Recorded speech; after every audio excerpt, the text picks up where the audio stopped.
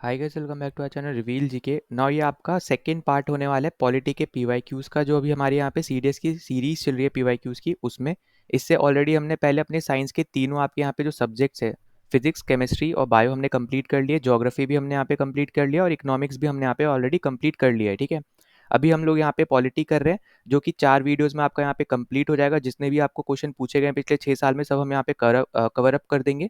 और फिर लास्ट में आपका सिर्फ और सिर्फ आपका बस हिस्ट्री बचेगा, वो भी हम यहाँ पे जल्दी कंप्लीट कर लेंगे। ठीक है, तो अगर आपने पिछले वीडियोस नहीं देख रखे, कोई भी सब्जेक्ट के वीडियोस नहीं देख रखे और आपको अगर वो देखने हैं, तो इस प्लेलिस्ट का लिंक डिस्क्रिप्शन में दे दूंगा, उसको सेव कर लेना। आने वाले जितने भी वीडियोस हैं या फिर जो ऑलरेडी यहाँ पे आ चुके वीडियो हैं, वो सब आपको उसी प्लेलिस्ट में देखने को मिलेंगे और सीक्वेंस वाइज लगा हुआ है, तो आपको इधर उधर सर्च करने की जरूरत नहीं पड़ेगी। ठीक है, अब हमने पहले वीडियो में पॉलिटी के हमने बहुत सारे टॉपिक्स के क्वेश्चन डिस्कस किए थे। इस पर्टिकुलर पार्ट में हमारे यहाँ पे जो मेन फोकस होने वाला है, वो हमारे यहाँ पे पंचायत से रिलेटेड, पार्लियामेंट से रिलेटेड। और पार्लियामेंट में आपको वैसे पता होगा कि प्रेसिडेंट और आपका लोकसभा राज्यसभा आता है। ठीक है, तो प्रेसिडेंट हम ऑलरेडी यहाँ पे पार्ट 1 में कर चुके हैं, उनके रिलेटेड सारे क्वेश्चन हमने पिछले पार्ट में करे थे। तो इस पार्ट में हम लोग यहाँ पे पार्लियामेंट में आपको यहाँ पे टाइप जरूर बता रहा हूँ, पर इसमें हम लोग यहाँ पे लोकसभा एंड राज्यसभा के क्वेश्चन करेंगे, क्योंकि प्रेसिडेंट हमने पिछले पार्ट में ऑलरेडी यहाँ पे उनसे रिलेटेड क्वेश्चन हमने कर लिए हैं। ठीक है, फिर हम लोग यहाँ पे state legislative assembly, state legislative council, governor से रिलेटेड आपका आगे आने वाले पार्ट में हम लोग कर लेंगे। फिर आपका यहाँ पे फाइनेंस कमेटीज जो आपकी बनी है, ECI, election commission of India. फिर इमरजेंसी से रिलेटेड जो आपका डायरेक्ट एक क्वेश्चन आया हुआ है, वो हम देखेंगे। और फिर आपके जो लिस्ट से रिलेटेड क्वेश्चन है, वो हम यहाँ पे कवर अप करेंगे। ठीक है, तो अगर आप पहली बार इस चैनल पे आए, तो प्लीज सब्सक्राइब कर देना, वीडियो को शेयर, वीडियो को लाइक कर देना, ताकि ज़्यादा से ज़्यादा लोगों तक वीडियो पहुंच पाए, उनकी भी यहाँ पे हेल्प हो पाए। और अगर आपने अभी तक टेलीग्राम चैनल ज्वाइन नहीं किया, तो उसको भी ज्वाइन कर लो। आपको ये कंप्लीट पीडीएफ एकदम फ्री आपको टेलीग्राम चैनल पे देखने को मिलेगी। साथ ही साथ आप अपने डाउट्स वगैरह भी पूछ सकते हो, या तो इस वीडियो के कमेंट सेक्शन में पूछ लेना, या फिर आप टेलीग्राम पे भी 1-on-1 मुझसे पूछ सकते हो, या फिर जो बाकी एस्पिरेंट्स हैं उनसे भी आप डायरेक्टली पूछ सकते हो। ठीक है, तो उसके लिए आप टेलीग्राम चैनल जरूर यहाँ पे ज्वाइन कर लेना। अब देखो, सबसे पहले क्वेश्चन पे हम लोग चलते हैं। तो CDS 2 2023 का आपको यहाँ पे क्वेश्चन पूछा हुआ है। यहाँ पे आपको पूछा जा रहा है कि which one of the following statements about the panchayat in India as per the constitution of India is or are correct. ठीक है, तो दो स्टेटमेंट दे रखे, कौन सी स्टेटमेंट आपकी करेक्ट है पंचायत के रिलेटेड, जो आपकी कॉन्स्टिट्यूशन ऑफ इंडिया में मेंशन्ड है, उसके ऊपर यहाँ पे बात करी जा रही है। तो देखो, पहला आपसे बोल रहा है यहाँ पे कि there is a provision for reservation of seats for the schedule caste and schedule tribes. तो यहाँ पे आपको ये पता होना चाहिए कि आपके पास, ठीक है, आर्टिकल 243D। देखो, सबसे पहले तो आपको यही पता होना चाहिए कि पंचायत की जब भी हम यहाँ पे बात करेंगे, ठीक है, तो पंचायत की जब भी हम यहाँ पे बात करेंगे, तो आपको आर्टिकल याद रहना चाहिए यहाँ पे 243। ठीक है, 243 बहुत ज़्यादा इंपॉर्टेंट आर्टिकल है। अब उसी के बाद इसके सब क्लॉजेज है, 243A B C D ऐसे करके आपके कुछ सब क्लॉजेज है। उसी में से एक सब क्लॉज है आपका यहाँ पे आर्टिकल 243D। ठीक है, जो कि आपका रिजर्वेशन के बारे में बात करता है, सीट्स के। तो यहाँ पे जो आपको पहली स्टेटमेंट दे रखी है ना, ये आपका यहाँ पे एकदम करेक्ट है। ठीक है, तो ये किसके बारे में बात करता है, आपका आर्टिकल 243D, ये आपका रिजर्वेशन ऑफ सीट्स के बारे में बात करता है। तो पहली स्टेटमेंट आपकी यहाँ पे एकदम करेक्ट स्टेटमेंट है। फिर दूसरा आपसे बोल रहा है कि panchayat are not authorise to collect taxes. अब देखो, यहाँ पे इन्होंने कीवर्ड यूज किया है नॉट। ठीक है, और आपको हमेशा याद रखना है कि ज्यादातर ऐसे स्टेटमेंट जहाँ पे ना ऐसे कीवर्ड्स हैं, वो आपको स्टेटमेंट बहुत अच्छे से पढ़नी है। ठीक है, ऐसा नहीं बोलूंगा कि हमेशा ही सही होते हैं, हमेशा गलत होते हैं, ऐसा नहीं है, पर आपको इन पे ज्यादा ध्यान देना है। ठीक है, क्योंकि कभी कभी सिंपल सेंटेंस भी आप यहाँ पे गलत करके आ जाओगे। ठीक है, तो ये जो दूसरा स्टेटमेंट आपको दे रखा है कि पंचायत के पास पावर नहीं है कलेक्ट करने की टैक्सेस, तो ये स्टेटमेंट आपकी यहाँ पे एकदम गलत है। क्यों गलत है, क्योंकि यहाँ पे क्लियरली यहाँ पे आपको आर्टिकल 243H यहाँ पे एक दे रखा है। ठीक है, आर्टिकल 243H, जो कि बेसिकली आपको बताता है कि पंचायत के पास पावर है इम्पोज करने की टैक्सेस, और फिर वही जो इम्पोज कर रहे हैं वो यहाँ पे कलेक्ट भी कर सकते हैं। ठीक है, तो यहाँ पे ये जो आपकी स्टेटमेंट आपको क्लियरली दिख रही होगी, बस आपको ये पता होता है कि आर्टिकल 243 में कौन कौन से सब क्लॉजेज आते हैं, सब क्लॉजेज क्या बताते हैं आपको, वो अब आगे अगले क्वेश्चन में आपको मैं सब लिखवा भी दूंगा। तो यहाँ पे आपको एक चीज पता चल रही है कि आपका यहाँ पे जो राइट आंसर निकल के आएगा, वो आपका आएगा यहाँ पे 1 ओनली। ठीक है, तो देखो, कुछ हम लोग सब क्लॉजेज यहीं पे देख लेते हैं, जिसमें से दो हमने यहाँ पे देख लिए ऑलरेडी, पर कुछ और हम लोग देख लेते हैं। जैसे 243A हम लोग यहाँ पे देख लेते, तो इस पर्टिकुलर चीज में आपको यहाँ पे ग्राम सभा क्या होती है उसके बारे में यहाँ पे मेंशन किया गया है। ठीक है, ये आपको याद रखना है। फिर उसके बाद आपका आ जाता है यहाँ पे 243B, जो कि आपका बताता है यहाँ पे कि पंचायत का क्या कॉन्स्टिट्यूशन है। ठीक है, कॉन्स्टिट्यूशन ऑफ पंचायत के बारे में यहाँ पे बताया गया है, तो ये भी आपको यहाँ पे याद रखना है, ये भी एक इंपॉर्टेंट पॉइंट है। फिर इसके बाद आपका आता है यहाँ पे C, जो कि बताता है यहाँ पे कि कॉम्पोजिशन क्या है। ठीक है, तो यहाँ पे बताता है आपको कि पंचायत का कॉम्पोजिशन क्या है। ठीक है, ये भी आपका एक बहुत ही इंपॉर्टेंट है। ठीक है, जितने भी आपको यहाँ पे आर्टिकल दिखेंगे ना, सबके सब इंपॉर्टेंट है, कभी ना कभी आपको इसके रिलेटेड क्वेश्चन देखने को जरूर मिलेगा। फिर 243D अभी हम यहाँ पे ऊपर ही देख चुके हैं, वो है आपका यहाँ पे रिजर्वेशन। ठीक है, रिजर्वेशन ऑफ सीट्स। ठीक है, किसको किस पर्टिकुलर के हिसाब से कितनी सीट्स मिलेंगी वगैरह वगैरह, वो सब आपको इसमें देखने को मिलेगा। फिर आपका आता है यहाँ पे 243E, जो कि आपका बताता है यहाँ पे कि पंचायत की क्या ड्यूरेशन रहेगी। ठीक है, कितनी दिनों तक या फिर कितने साल तक, जो भी आप बोल लो, उसकी क्या ड्यूरेशन है। ठीक है, वो आपको बताता है यहाँ पे आर्टिकल 243E। ठीक, तो हमने यहाँ पे 5 आर्टिकल देखे, अब अगले हम यहाँ पे आने वाले क्वेश्चन में देखेंगे आगे। ठीक, फिर आगे चलते हम लोग यहाँ पे, तो आगे आपको दे रहा है कि under which article of constitution of India has provision been made for reservation of seats. अब देखो, रिजर्वेशन ऑफ सीट्स की बात आ गई, वुमेन की बात कर लो, एससी की बात कर लो, या फिर आप यहाँ पे एसटी की बात कर लो, किसी की भी बात करो, पर रिजर्वेशन जहाँ पे आएगा आप सीधे मार्क करोगे क्या, आर्टिकल 243D। ठीक है, हम यहाँ पे पंचायत के रिलेटेड बात कर रहे हैं, तो आपको यहाँ पे ये चीज पता होनी चाहिए। ठीक है, अब क्योंकि हमने पिछले क्वेश्चन में भी ऑलरेडी यहाँ पे हम देख चुके हैं। अब इसके बाद बचे हुए हम लोग और देख लेते हैं। 243 एक एफ है आपका यहाँ पे, जो कि आपको बताता है डिस्क्वालिफिकेशन। ठीक है, तो डिस्क्वालीफाई कैसे किए जाएंगे, मेंबर्स को कैसे डिस्क्वालीफाई किया जाएगा, उसके बारे में आपको यहाँ पे कौन बताता है, आर्टिकल 243F बताता है। फिर उसके बाद आपका आता है यहाँ पे 243G, जो कि आपको बताता है कि इसकी क्या पावर है। ठीक है, पंचायत की क्या पावर है, क्या अथॉरिटी है, और क्या रिस्पॉन्सिबिलिटी है।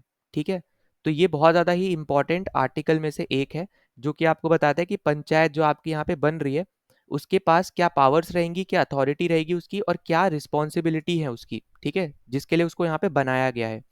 फिर आर्टिकल 243H जो हमने पिछले में देखा था, वो था आपका यहाँ पे पावर्स टू इम्पोज टैक्स। ठीक है, पावर टू इम्पोज टैक्सेस। ठीक है, तो ये भी एक इंपॉर्टेंट है जो आपको याद रखना है।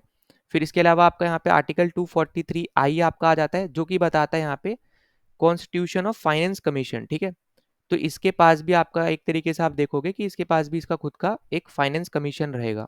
ठीक है, जैसे आपको पता है एक सेंटर का फाइनेंस कमीशन, ठीक है, फाइनेंस मिनिस्ट्री जैसे आपको पता होगी थोड़ा। और फिर आपको यहाँ पे जैसे स्टेट में भी आपका यहाँ पे देखने को मिलता है, फाइनेंस रिलेटेड मिनिस्ट्रीज देखने को मिलती है, कमीशन वगैरह देखने को मिलेगा। तो इसी तरीके से आपका लोकल बॉडीज है बेसिकली आपकी यहाँ पे, पंचायत म्यूनसिपैलिटीज वगैरह, तो ये सब आपके लोकल बॉडीज आती हैं। ठीक है, तो इनके पास भी आपको यहाँ पे चीज़ देखने को मिलेगी। फिर अगला आपका आ जाता है यहाँ पे इलेक्शन क्या होगा। ठीक है, इलेक्शन कैसे होगा आपके पंचायत से रिलेटेड, जो भी आपकी चीज़ें हैं मेंशन्ड है इलेक्शन से रिलेटेड, वो सब आपको यहाँ पे दे रखी है आर्टिकल 243K के अंदर। ठीक है, और फिर आपका अगला इंपॉर्टेंट आता है 243M, जो आपको बताता है कि पंचायत कौन कौन से स्टेट्स में अवेलेबल नहीं है। तो यहाँ पे मैं रेड कलर से लिख रहा हूँ, तो प्लीज़ इसका यहाँ पे याद रखना, नॉट एप्लीकेबल लिख रहा हूँ, इसका मतलब है कि पंचायत आपको इन स्टेट्स में देखने को नहीं मिलेगी। ठीक है, तो वो कौन कौन सी आपकी स्टेट्स हैं, तो उसको यहाँ पे ज़रूर देख लेना। 3 स्टेट्स आपकी आती हैं, पहली है आपके यहाँ पे मेघालय। ठीक है, पहली कौन सी है, पहली आपकी है यहाँ पे मेघालय, दूसरा है आपका यहाँ पे मिजोरम, और तीसरा आपका है यहाँ पे नागालैंड। ठीक है, तो बहुत ज़्यादा इंपॉर्टेंट है, प्लीज़ इसको बिल्कुल भी आपको यहाँ पे भूलना नहीं है कि कहाँ कहाँ पे कौन कौन से स्टेट्स में आपको पंचायत नहीं देखने को मिलती है। तो ये आपको याद रखना है कि मेघालय, मिजोरम, नागालैंड, ये 3 ऐसे स्टेट्स हैं जहाँ पे आपको पंचायत देखने को बिल्कुल भी नहीं मिलती है। और एक लास्ट आपका एक फाइनल इंपॉर्टेंट आर्टिकल है, वो है आपका आर्टिकल 243O, जो कि बेसिकली आपका बताता है यहाँ पे इंटरफेरेंस ऑफ कोर्ट्स के बारे में। ठीक है, इंटर, एक मिनट रुको, स्पेलिंग सही कर लेते हैं हम लोग यहाँ पे। तो आर्टिकल 243 वो क्या बताता है आपको, ये बताता है इंटरफेरेंस ऑफ कोर्ट्स। ठीक है, interference of courts in electoral matters, in electoral matters. ठीक है, तो अगर इससे रिलेटेड कोई भी यहाँ पे मान लो जैसे इलेक्शंस होते हैं, उससे रिलेटेड कोई भी आपके यहाँ पे कुछ इशू क्रिएट हो जाता है, तो वो आपका बताता है कि कोर्ट्स इसमें इंटरफेयर कर सकते हैं। ठीक है, तो इसके ऊपर यहाँ पे आर्टिकल 243O में यहाँ पे मेंशन किया हुआ है। तो ये सारे आपके इंपॉर्टेंट आर्टिकल्स है जो आपको यहाँ पे देखने को मिलेंगे पंचायत से रिलेटेड, और इनको आपको ज़रूर यहाँ पे याद रख लेना है। ठीक है, जितने भी इंपॉर्टेंट है सब आपको यहाँ पे लिखवाए हैं, तो प्लीज़ इनको बिल्कुल भी आपको यहाँ पे भूलना नहीं है। ठीक, फिर हम चलते हैं अपने यहाँ पे अगले क्वेश्चन पे। तो अगला क्वेश्चन आपको यहाँ पे CDS 1 2021 का आपको देखने को मिल रहा है। तो यहाँ पे आपसे पूछा है कि which of the following statements about the panchayati raj system are correct. तो पहला आपको दे दिया कि all seats in panchayat are filled by person chosen by direct election. तो यहाँ पे ये जो आपकी स्टेटमेंट है बेसिकली, ये आपकी यहाँ पे एकदम करेक्ट स्टेटमेंट है। ये आपसे बेसिकली इस तरीके से यहाँ पे बोला जा रहा है कि जितनी भी आपकी सीट्स होती है पंचायत में, ठीक है, तो वो सब आपकी यहाँ पे डायरेक्ट इलेक्शन से ही होती है, मतलब फिल होती है। डायरेक्ट इलेक्शन मतलब क्या होता है कि लोग वोट डालते हैं, तो आपका डायरेक्ट इलेक्शन उसको हम बोलते हैं, ठीक है। अब इनडायरेक्ट कैसा कैसा होता है, जैसे आपको पता चल रहा होगा यहाँ पे आपके राज्यसभा, ठीक है, राज्यसभा में क्या है, वो इनडायरेक्टली इलेक्ट होके आ रहे हैं, पर वो इलेक्टेड हैं। हम ये नहीं बोलेंगे कि वो आपके नॉमिनेटेड मेंबर्स है, उसमें कुछ मेंबर्स आपके नॉमिनेटेड जरूर होते हैं, पर उसमें मैक्सिमम जो मेंबर्स है वो आपके यहाँ पे इनडायरेक्टली इलेक्टेड है, ठीक है। इसका मतलब क्या होता है कि लोगों ने जिनको इलेक्ट किया, फिर उन लोगों ने जो इलेक्ट होकर आए हैं लोगों की वजह से, उन्होंने आगे और लोगों को इलेक्ट करके अपने रिस्पेक्टिव, आपकी जैसे राज्यसभा आपका सेंटर में हो गया, फिर आपका स्टेट लेजिस्लेटिव जो काउंसिल होता है उसमें भी आपके यहाँ पे मेंबर्स होते हैं, तो वो भी आपके इनडायरेक्टली इलेक्टेड होते हैं, ठीक है। तो यहाँ पे इस टर्म को जरूर यहाँ पे ध्यान से समझना कि डायरेक्ट इलेक्शन और इनडायरेक्ट इलेक्शन में क्या फर्क होता है, ठीक है। तो आपका यहाँ पे जो दिया गया है कि सारी सीट्स आपकी पंचायत में, सारी की सारी सीट्स आपकी पंचायत में फिल होती है डायरेक्ट इलेक्शन से, तो यहाँ पे एकदम करेक्ट स्टेटमेंट है आपका यहाँ पे ये, ठीक है। तो पहली स्टेटमेंट आपकी एकदम करेक्ट हो जाएगी। दूसरा आपको दे रखा है the gram sabha consist of person registered in the village electoral rolls. अब इसका मतलब क्या हुआ कि ये बेसिकली ग्राम सभा आपके वो सारे लोग होंगे, ग्राम सभा में वो सारे लोग आपके आते हैं जो कि इलेक्टोरल रोल में रजिस्टर्ड है, मतलब जो वोट डालेंगे, ठीक है। तो यहाँ पे ये जो आपका स्टेटमेंट है ये भी आपका एकदम करेक्ट स्टेटमेंट है। फिर तीसरा आपको दे रखा है the chairman of the panchayat is elected in accordance with a law passed by each state. तो यहाँ पे ये स्टेटमेंट भी आपकी एकदम करेक्ट है कि अलग अलग स्टेट में अलग अलग आप बोल सकते हो एक तरीके से लॉज वगैरह रहते हैं कि कैसे उनको इलेक्ट करना है, तो वो आपका एक सेपरेट इशू है, ठीक है। चेयर पर्सन को इलेक्ट करने का वो आपका सेपरेट है, ठीक है। तो वो आपका यहाँ पे एकदम करेक्ट है, तीसरा भी आपका यहाँ पे राइट आंसर है। फिर फोर्थ आपसे यहाँ पे अब देखो, अगर आप यहाँ पे देखो कि 1 2 3 4 आपका किसी में भी नहीं है, ठीक है, तीनों मतलब चार जो आपको स्टेटमेंट दे रखी हो किसी में भी नहीं थी। तो अगर आपने जैसे मान लो पहला आपको पता चल गया कि आपका पहला करेक्ट है, तो आप सीधे सीधे सी और डी एलिमिनेट कर सकते थे।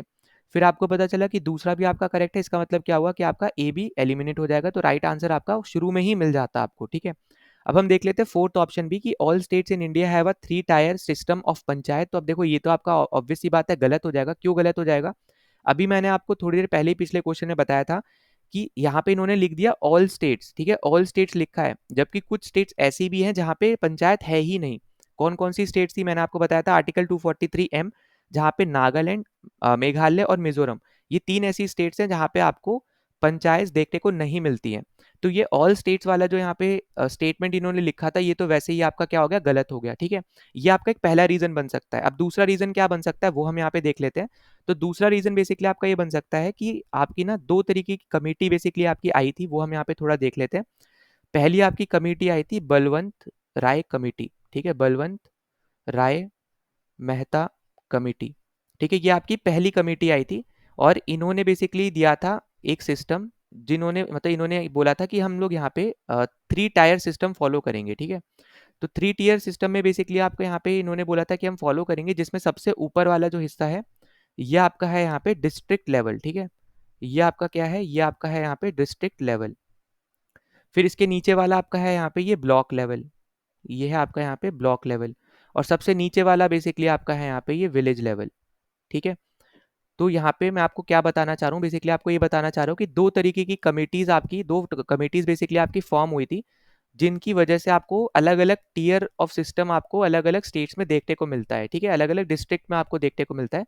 तो एक तो आपका यहाँ पे है बलवंत राय मेहता कमेटी, जिसमें आपको ये 3 टियर सिस्टम आपको देखने को मिले, जिसपे सबसे ऊपर वाला जो हिस्सा है ये आपका डिस्ट्रिक्ट है, फिर ये आपका है ब्लॉक, और नीचे वाला आपका है यहाँ पे विलेज, ठीक है। और ये कहाँ पे आपको देखने को मिलेगा? सबसे पहले तो याद रखना है ये आपका है 3 टियर सिस्टम, ठीक है। और ये आपको देखने को मिलेगा उन सारे डिस्ट्रिक्ट में जिनकी पॉपुलेशन 20 लाख या फिर 20 लाख से ज्यादा है, ठीक है। ये बहुत ज्यादा एक इंपॉर्टेंट पॉइंट है, तो प्लीज इसको बिल्कुल भी आपको भूलना नहीं है। तो बलवंत राय मेहता कमेटी ने जो 3 टियर सिस्टम दिया था पंचायत का, ठीक है, तो उन्होंने ये सिंपल बोला था कि यहाँ पे ये 3 टियर सिस्टम उन्हीं डिस्ट्रिक्ट में लागू होगा जहाँ पे उनकी पॉपुलेशन 20 लाख या फिर 20 लाख से ज्यादा है, ठीक है। तो प्लीज यहाँ पे इस चीज को याद रखना। अब इसी तरीके से आपकी एक दूसरी कमेटी आई थी जिसका नाम था यहाँ पे अशोक मेहता कमेटी, ठीक है, अशोक मेहता कमेटी। अब देखो कमेटी के ऊपर बहुत बार क्वेश्चन आ रखे हैं कि कौन सी कमेटी किस पर्टिकुलर फील्ड से एसोसिएटेड है। जैसे आपने स्वर्ण सिंह कमेटी सुना होगा, ठीक है, फंडामेंटल ड्यूटीज से रिलेटेड आपने सुना होगा। आपकी इसी तरीके से पंचायती राज से रिलेटेड आपकी ये दोनों कमेटीज हैं, इनके बारे में आपको पता होना चाहिए। ऐसी और भी आपकी कमेटीज हैं, ठीक है।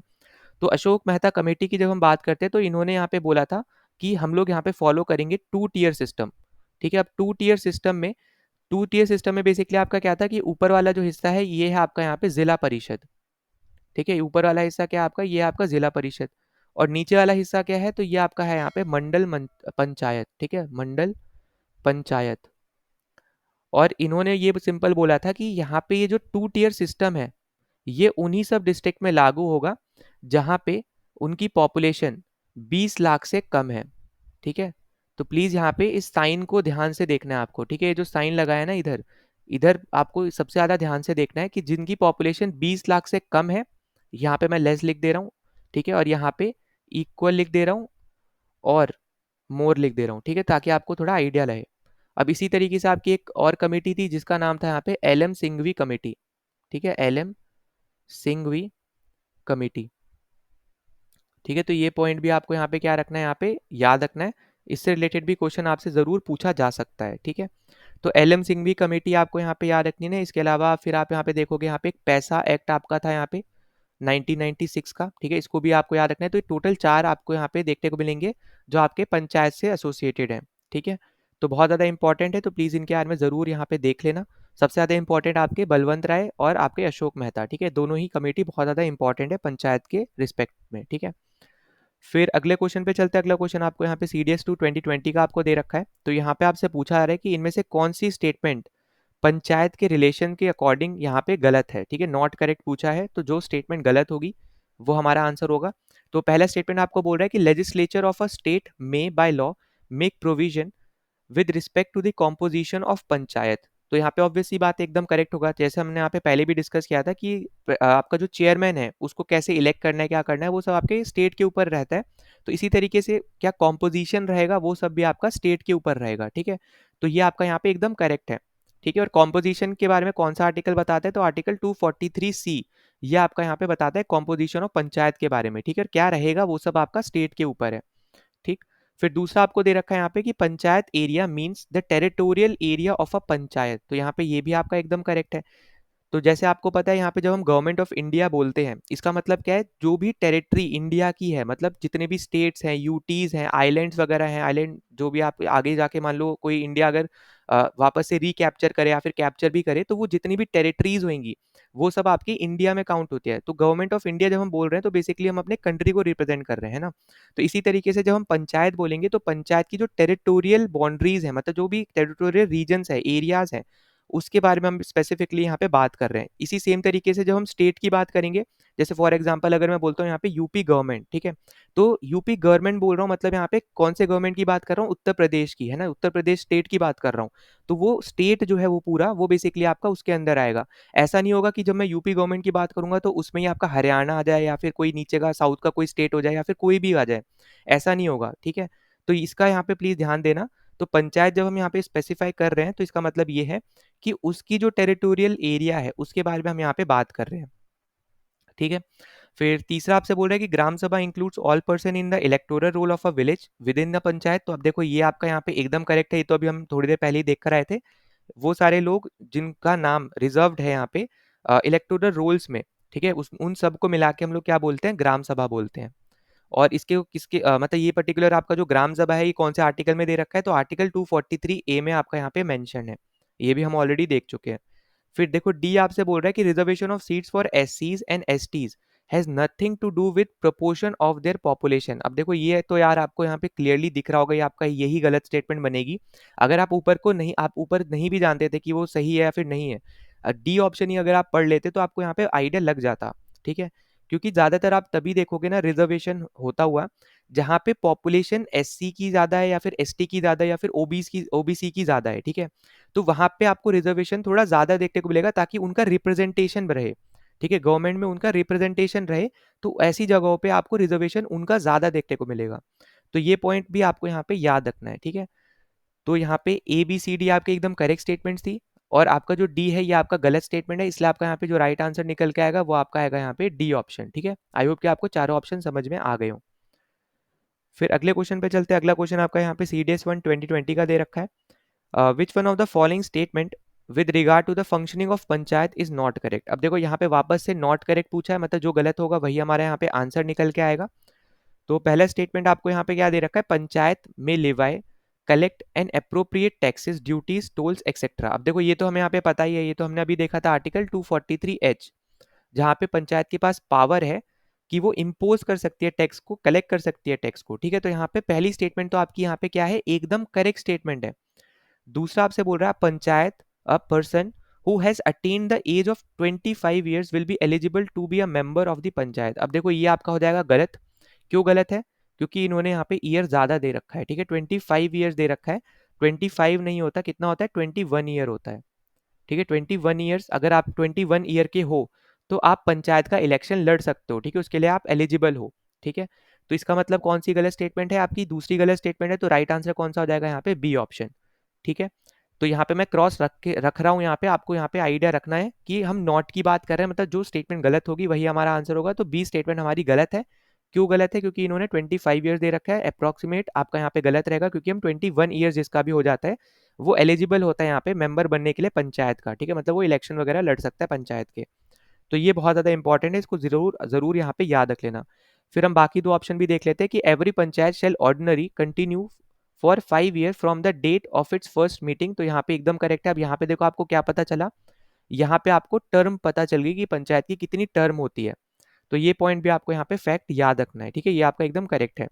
फिर डी आपसे बोल रहा है panchayat reconstituted after premature dissolution shall continue only for the remainder of the full period. अब ये आपका यहाँ पे ये भी करेक्ट है। अब देखो ये दोनों स्टेटमेंट क्या है हम वो थोड़ा देख लेते हैं, ठीक है। अब जैसे मान के चलो कि आपकी कोई भी डिस्ट्रिक्ट की एक कोई पंचायत है जो कि इलेक्ट होती है दिसंबर 2024 में, ठीक है। तो आपका यहाँ पे जो पीरियड है, जो टर्म है, वो आपकी पंचायत की कितनी रहेगी, वो आपकी रहेगी यहाँ पे 5 साल की, ठीक है। 5 साल मतलब क्या होगा, 2025, 6, 7, 8, 9, मतलब आपका यहाँ पे जो पीरियड खत्म होगा उस पर्टिकुलर पंचायत का वो आपका होगा यहाँ पे 2029 दिसंबर में, ठीक है।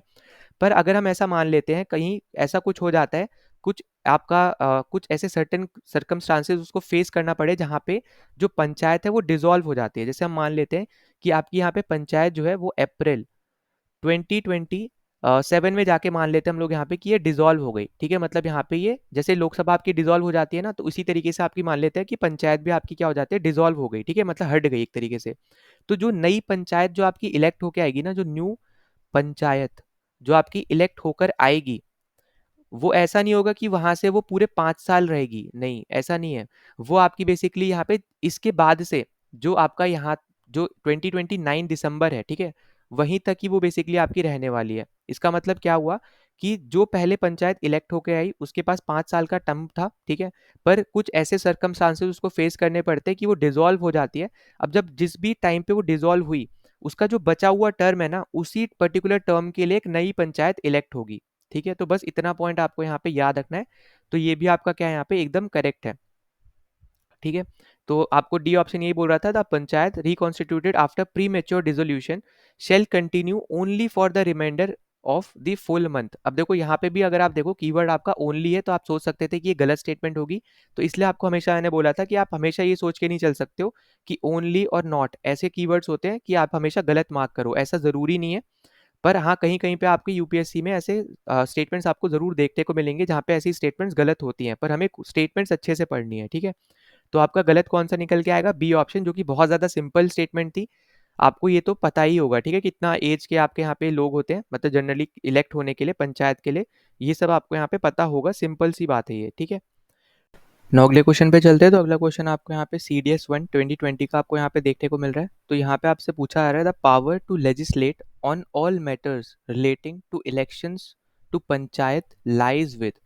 तो देखो यहाँ पे याद रखना, यहाँ पे हम बात कर रहे हैं लेजिस्लेट करने की, ठीक है।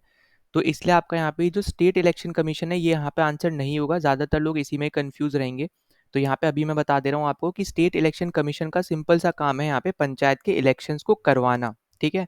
पर उससे रिलेटेड जो आपके मैटर्स हैं, इलेक्शन से रिलेटेड जो आपके मैटर्स हैं, उनको लेजिस्लेट करना किसका काम है, वो आपका काम होता है स्टेट लेजिस्लेचर्स का, ठीक है। तो प्लीज़ यहाँ पे याद रखना, इसमें बहुत सारे लोग कंफ्यूज हो सकते हैं बी और सी ऑप्शन में। तो ये आपको यहाँ पे पता होना चाहिए, ठीक है, बहुत इंपॉर्टेंट है। और बाकी देखो आपका पार्लियामेंट तो आप सीधे सीधे एलिमिनेट कर सकते हो, और इलेक्शन कमीशन ऑफ इंडिया भी आप एलिमिनेट कर सकते हो, क्योंकि हम लोग यहाँ पे लोकल बॉडीज की बात कर रहे हैं, मतलब पंचायत और म्यूनसिपैलिटीज की बात कर रहे हैं। अगर हम यहाँ पे स्टेट गवर्नमेंट या फिर यूनियन गवर्नमेंट इनकी बात कर रहे होते तो उस केस में फिर आपका इलेक्शन कमीशन ऑफ इंडिया आना था। पर लेजिस्लेट करने की पावर उसके पास नहीं है, वो आपकी पार्लियामेंट के पास है उस पर्टिकुलर केस में, ठीक है। तो ये चीज़ें आपको यहाँ पे पता होना चाहिए कि कौन किसको लेजिस्लेट कर सकता है, ठीक है। उनके मैटर्स के रिलेटेड कौन वगैरह आपको यहाँ पे लॉज वगैरह क्रिएट कर सकता है, बना सकता है वगैरह, ठीक है। अब हम आगे चलते हैं अपने अगले क्वेश्चन पे। तो अगला क्वेश्चन आपका यहाँ पे CDS 2 2021 का आपको यहाँ पे दे रखा है। तो आपसे पूछा जा रहा है यहाँ पे कि which among the following is not a condition for the disqualification of a member of parliament, ठीक है। तो हम यहाँ पे बेसिकली बात कर रहे हैं डिस्क्वालिफिकेशन की MP के। तो MP का फुल फॉर्म क्या होता है? Member of parliament. उसके डिस्क्वालिफिकेशन की यहाँ पे आपको कंडीशंस दी है, इनमें से कौन सी कंडीशन आपकी नहीं होगी जहाँ पे उसको डिस्क्वालीफाई नहीं किया जा सकता है, वही आपको बताना है। तो जो गलत स्टेटमेंट है, मतलब जो नॉट है, वही हमारे यहाँ पे आंसर होगा, ठीक है। अब देखो, सबसे पहले तो हम यहाँ पे यही देख लेते हैं कि आर्टिकल 79 आपको यहाँ पे पता होगा। ये बेसिकली आपको बताता है किसके बारे में? ये आपको बताता है यहाँ पे पार्लियामेंट के बारे में। और पार्लियामेंट में कौन कौन आते हैं? तो पहले आपके होते हैं यहाँ पे प्रेसिडेंट, ठीक है। फिर इसके बाद आपको देखने को मिलता है यहाँ पे लोकसभा, फिर आपका यहाँ पे राज्यसभा। तो ये तीनों ही मेंबर्स, आप एक तरीके से इनको मेंबर्स बोल दो। तो ये तीनों ही आपके यहाँ पे पार्लियामेंट, ये तीनों से ही आपका पार्लियामेंट बनता है, ठीक है। और इसी तरीके से लोकसभा में आपके यहाँ पे जैसे पार्लियामेंट है, तो क्योंकि वो पार्लियामेंट के मेंबर्स हैं इसलिए उनको MPs बोल रहे हैं। और जब हम स्टेट में आ जाते हैं तो उनको हम लोग यहाँ पे MLA बोलते हैं, मतलब यहाँ पे मेंबर्स ऑफ लेजिस्लेटिव असेंबली। तो ये सब फुल फॉर्म्स भी आपको है, शॉर्ट फॉर्म्स, ये सब आपको पता होना चाहिए, ठीक है। अब देखो, पहला आपसे बोल रहा है कि voluntary acquisition of citizenship of a foreign country. इसका मतलब है कि उन्होंने खुद से किसी दूसरे कंट्री की सिटीजनशिप अपना ली। अब देखो, ये तो आप बहुत इजीली इसको मार्क कर सकते हो कि जब भी ऐसा होगा तो सीधे सीधे वो मेंबर ऑफ पार्लियामेंट जो है वो डिस्क्वालीफाई हो जाएंगे, ठीक है। तो ये कंडीशन आपकी एकदम करेक्ट है कि यहाँ पे क्या हो जाएगा, यहाँ पे हो जाएंगे ये डिस्क्वालीफाई।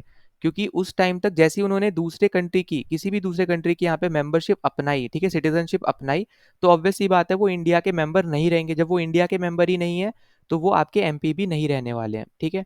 तो ये बहुत ज़्यादा इंपॉर्टेंट है, तो प्लीज़ इस चीज़ को यहाँ पे ज़रूर याद रखना।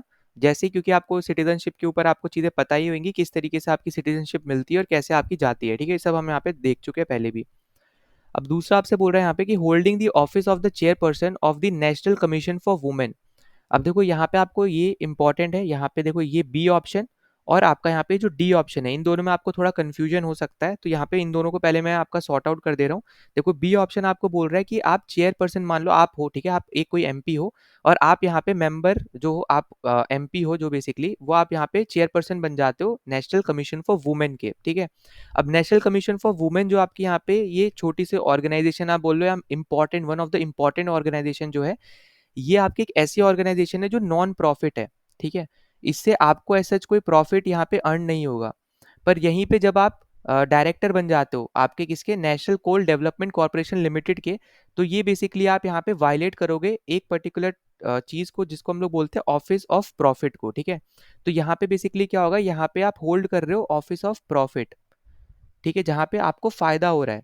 तो ऐसी कोई भी पोजीशन जहाँ पे आपको फायदा हो रहा होगा ना, आपको वो चीज़ नहीं अपनानी है। जैसे ही आप उसको अपना लोगे तो वैसे ही आप क्या हो जाओगे, यहाँ पे MP के पद से डिस्क्वालीफाई हो जाओगे।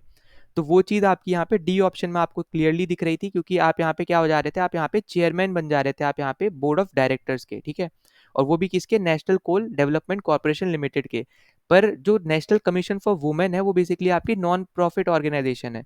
तो उसके अगर आप चेयरपर्सन बन भी जा रहे हो तो उससे आपको कोई ऐसा प्रॉफिट नहीं हो रहा है, ठीक है, ना ही आप ऑफिस ऑफ प्रॉफिट का जो टर्म है इसको आप वायलेट कर रहे हो। तो इसलिए आपका यहाँ पे जो करेक्ट आंसर निकलेगा वो आपका बनेगा यहाँ पे बी ऑप्शन, कि अगर आप यहाँ पे चेयरपर्सन बन जाते हो नेशनल कमीशन फॉर वुमेन के, तो आप यहाँ पे डिस्क्वालीफाई नहीं होगे, ठीक है। बाकी तीनों कंडीशन में आप डिस्क्वालीफाई होगे। तो पहले हमने ये तीन कंडीशन देख ली, अब आपका बचता है यहाँ पे सी ऑप्शन, ठीक है। अब देखो, सी ऑप्शन आपको बताया जा रहा है यहाँ पे वोटिंग के रिस्पेक्ट में। अब इसको सबसे सिंपल तरीके से समझाने के लिए वो हम यहाँ पे देख लेते हैं। अब जैसे मान लो कि कोई इलेक्शन होता है, ठीक है, किसी चीज़ का आपका इलेक्शन हो रहा है। लेट्स से कि आपका स्पीकर का इलेक्शन हो रहा है, ठीक है। अब स्पीकर के इलेक्शन में आपको पता है कि एक ऑपोजिशन पार्टी एक मेंबर को इलेक्ट करती है, मतलब एज अ रिप्रेजेंटेटिव बनाती है, और एक जो आपकी पावर में जो पार्टी है जो जीत जाती है इलेक्शन, वो एक स्पीकर के लिए एक मेंबर को रिप्रेजेंटेटिव बनाती है, ठीक है। तो मान लेते हैं यहाँ पे कि एक पार्टी ने ए को खड़ा किया है और दूसरे पार्टी ने बी पर्टिकुलर इंसान को खड़ा किया है स्पीकर बनने के लिए आपके लोकसभा में, ठीक है। अब यहाँ पे क्या होता है कि हम लोग ले लेते हैं कि कोई एक्स पॉलिटिकल पार्टी है, इसके पास जितने भी मेंबर्स हैं, ठीक है, इसने सिंपल टर्म्स में इतना बोला है कि जो भी आप, जितने भी आप लोग मेंबर्स हो, आप सबको वोट किसको डालना है, आप सबको वोट डालना है ए को।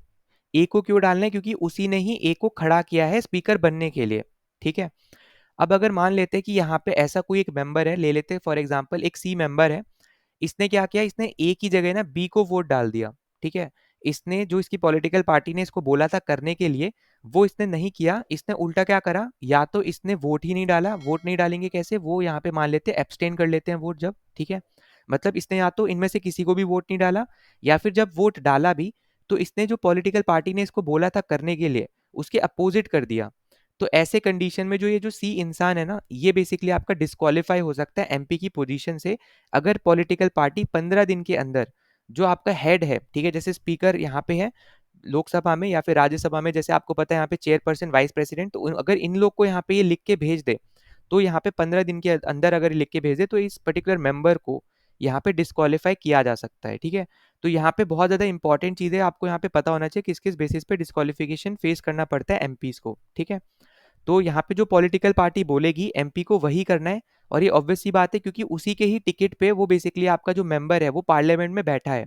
अगर उस पार्टी ने उसको टिकट ही नहीं दिया होता तो वो वहां पे बैठा ही नहीं होता, ठीक है। तो इसलिए यहाँ पे बोला यही जाता है कि जो पॉलिटिकल पार्टी का यहाँ पे बोला जाएगा वही आपको यहाँ पे करना है, जिस भी पार्टी से आप बिलोंग करोगे, ठीक है। तो ये पॉइंट आपको यहाँ पे याद रखनी है। तो यहाँ पे करेक्ट आंसर कौन सा बनेगा, यहाँ पे बी ऑप्शन अपना करेक्ट है, जहाँ पे आपका एमपी डिस्क्वालीफाई नहीं हो सकता अगर वो चेयरपर्सन बन जाता है नेशनल कमीशन फॉर वुमेन का। फिर अगले क्वेश्चन पे चलते हैं। अगला क्वेश्चन आपको यहाँ पे दे रखा है कि which one of the following is not correct description of the union government, ठीक है, यूनियन कैबिनेट। तो इनमें से कौन सा आपका यहाँ पे डिस्क्रिप्शन करेक्ट नहीं है, ठीक है, नॉट करेक्ट पूछा है, तो कौन सा करेक्ट इनमें से नहीं है यूनियन कैबिनेट का, तो जो गलत होगा वही बेसिकली हमारे यहाँ पे आंसर होने वाला है।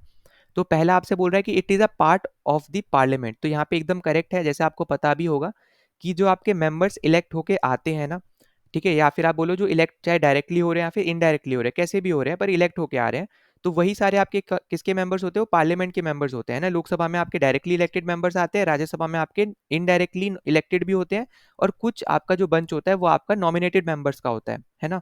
पर यहाँ पे हम बात करें कि जो आपके यूनियन कैबिनेट है, ठीक है, जैसे आपको पता है जो इतने सारे मिनिस्ट्रीज हैं, तो मिनिस्ट्रीज के जो हेड्स हो गए या मिनिस्टर जो आपके मिनिस्टर्स होते हैं जिसको हम मिनिस्टर बोलते हैं ना, मिनिस्टर ऑफ फाइनेंस है आपका, जैसे डिफेंस मिनिस्टर है, ये सब बेसिकली आपके यूनियन कैबिनेट के अंदर आते हैं। तो ये आपको पता है कि ये सारे भी आपके मेंबर होते हैं किसके, पार्लियामेंट के।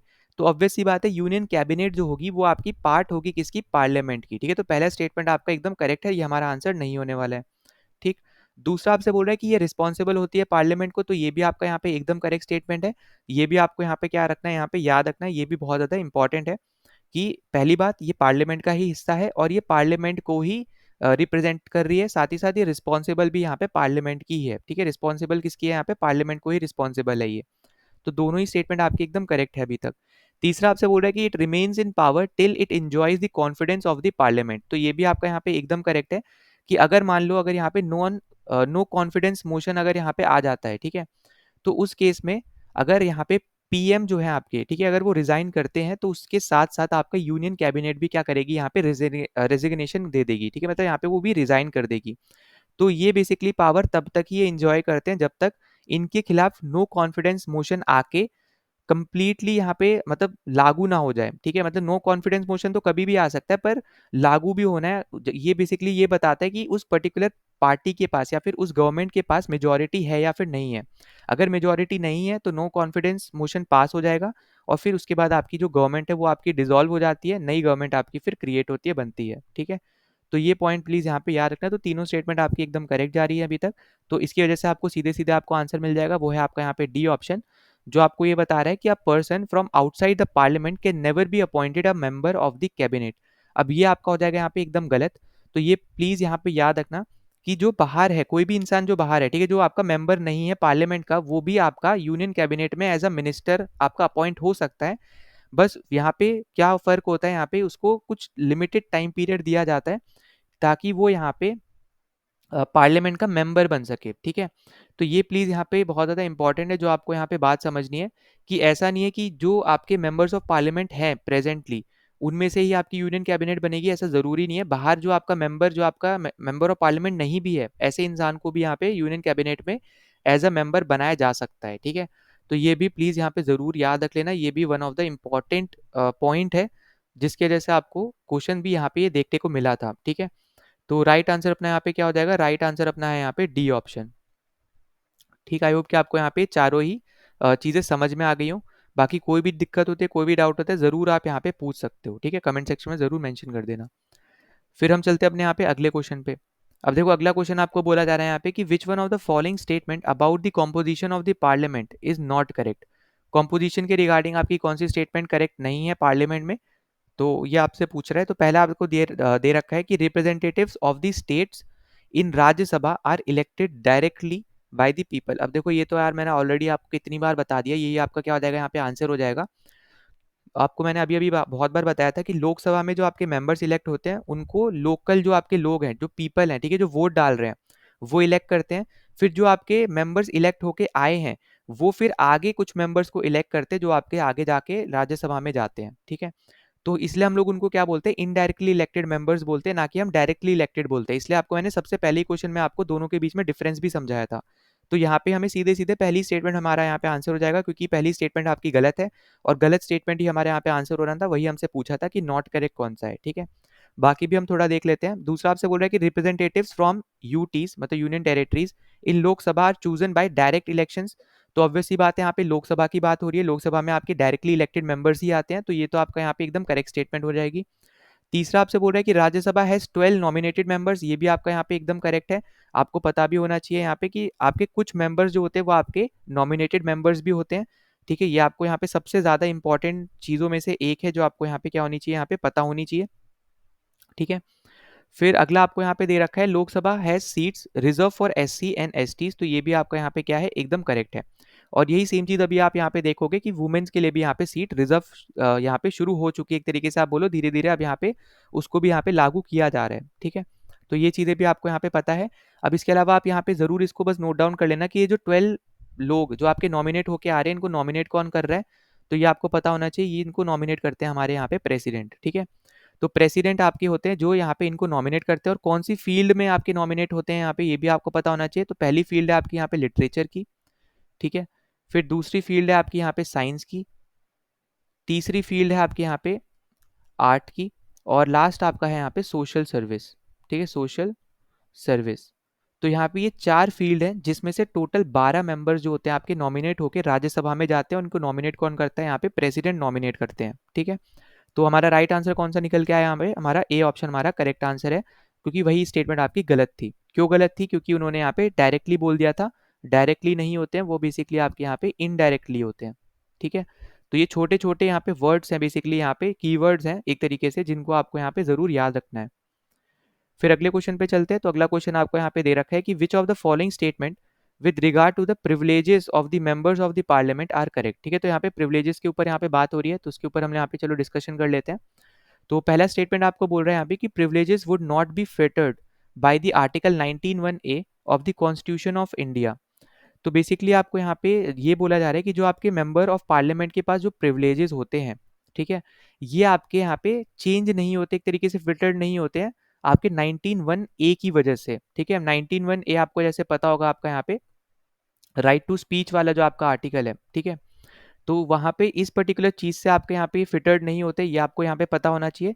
तो यहाँ पे जो पहली स्टेटमेंट आपको दे रखी है ये क्या है, यहाँ पे एकदम आपकी करेक्ट स्टेटमेंट है, ठीक है। तो यहाँ पे पहली स्टेटमेंट क्या हो जाएगी, यहाँ पे एकदम आपकी क्या है, यहाँ पे एकदम करेक्ट है, ठीक है। फिटेड मतलब होता है यहाँ पे कि रिस्ट्रिक्टेड नहीं है, ठीक है।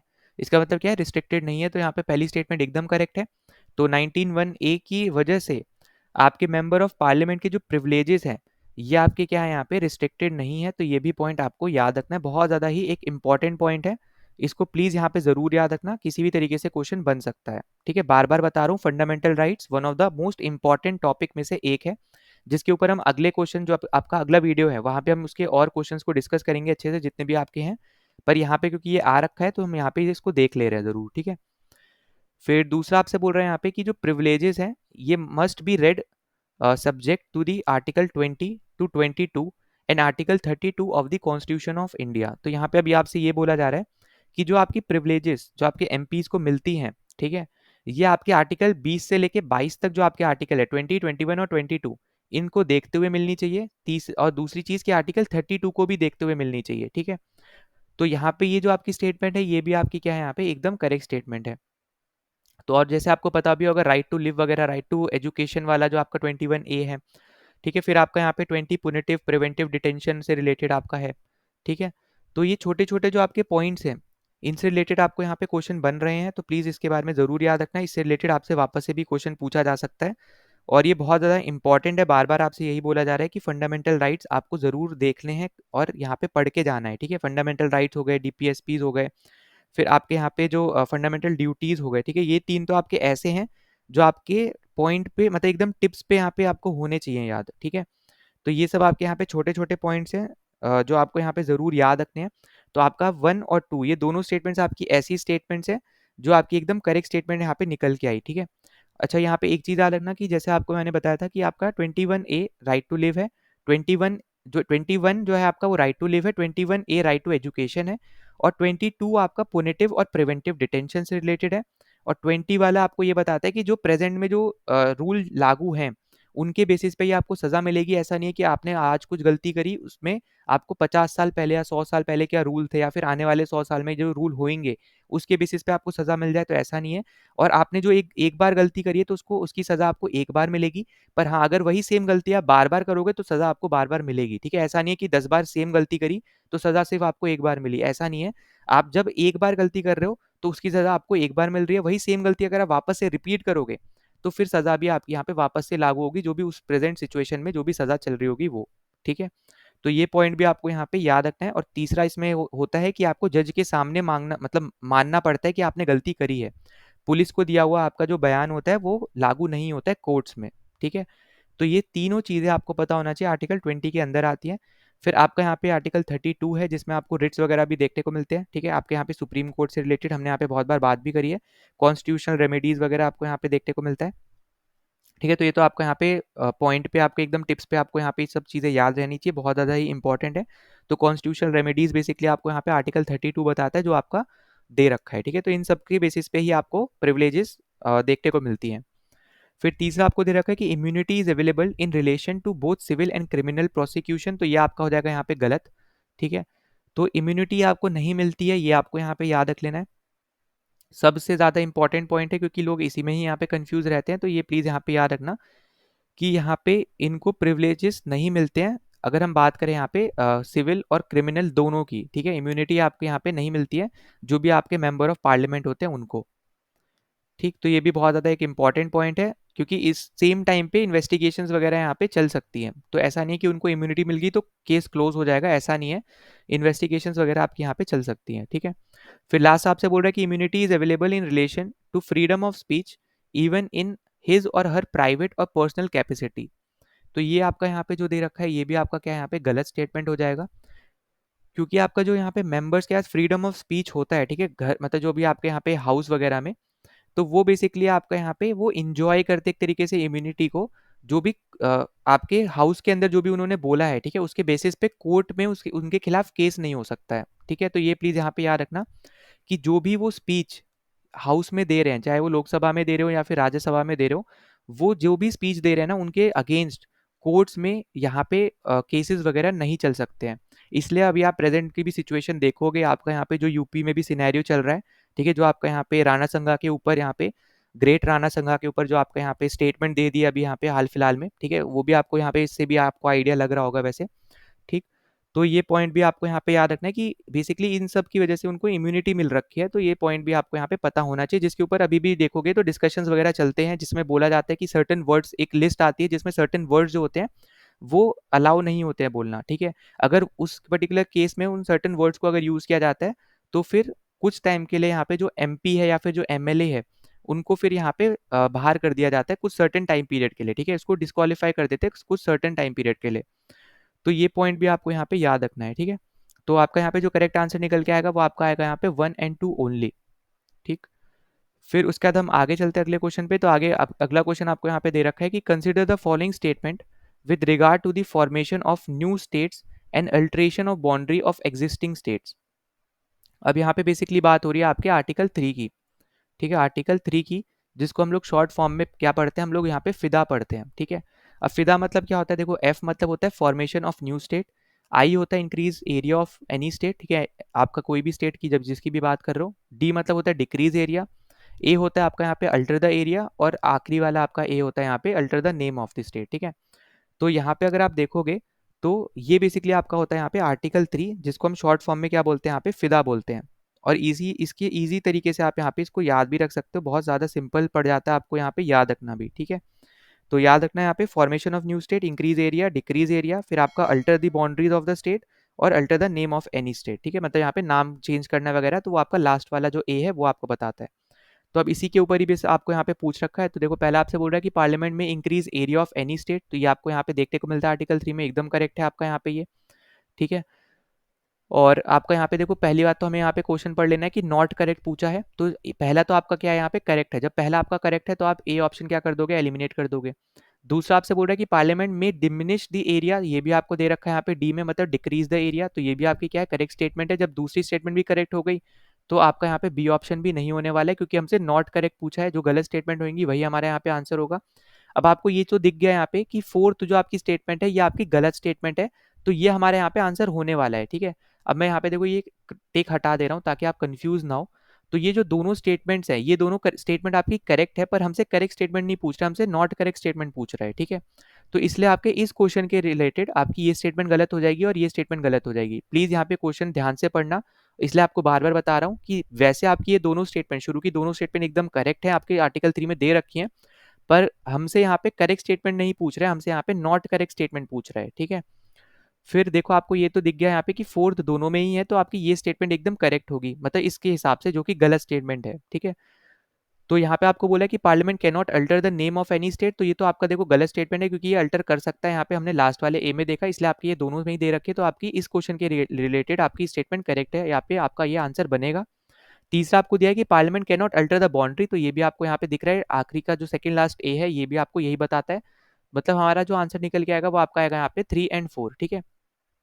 तो प्लीज बार बार बता रहा हूँ, याद रखना, formation of new state, increase area, decrease area, alter the boundaries और अल्टर द नेम, ठीक है। ये आपके बेसिकली ये 5 चीजें हैं जो आपको आर्टिकल 3 में दे रखी हैं।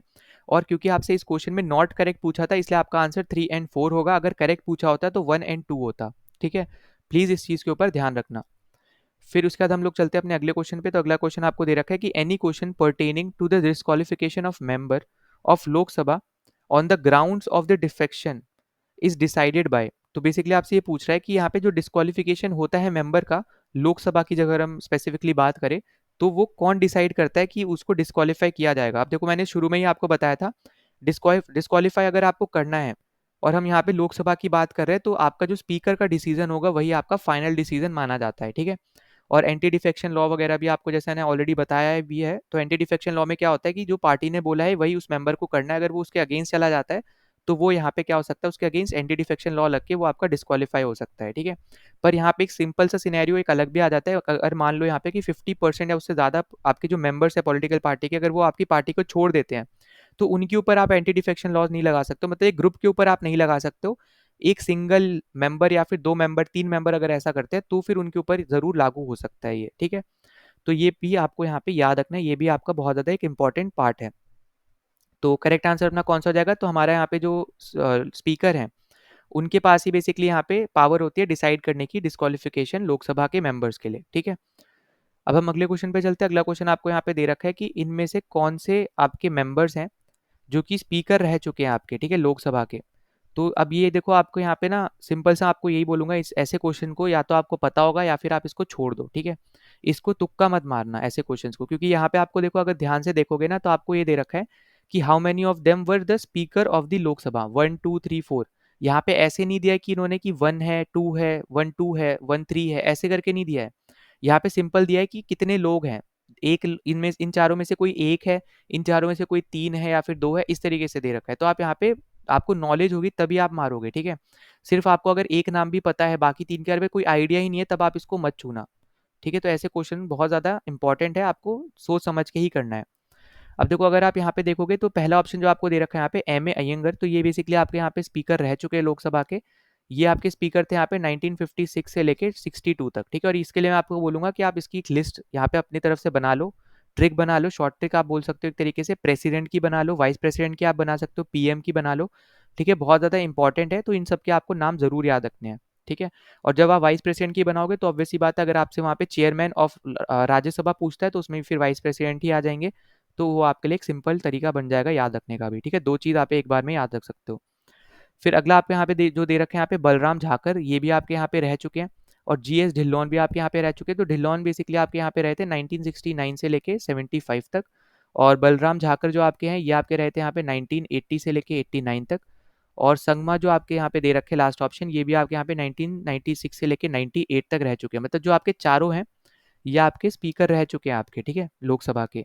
तो उस तरीके से अगर आप देखोगे तो आप यहाँ पे अगर आपको नॉलेज है तभी आप इसको मार पाओगे, वरना अपनी तरफ से मैं खुद बोलूंगा ऐसे क्वेश्चन को छोड़ देना अगर बिल्कुल भी नॉलेज नहीं है, या फिर आधी भी नॉलेज है अगर, तो ठीक है। कंप्लीट नॉलेज नहीं है तो प्लीज़ ऐसे छोड़ देना, तुक्का बहुत ही रेयर है यहाँ पे आप लगाओगे और आपका सही हो जाए, ठीक। फिर अगले क्वेश्चन पे चलते हैं।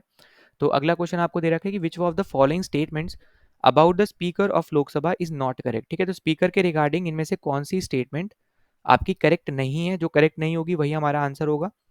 तो पहला आपको यहाँ पे दे रखा है कि he shall vacate his office if he ceases to be a member of the house of the People, ठीक।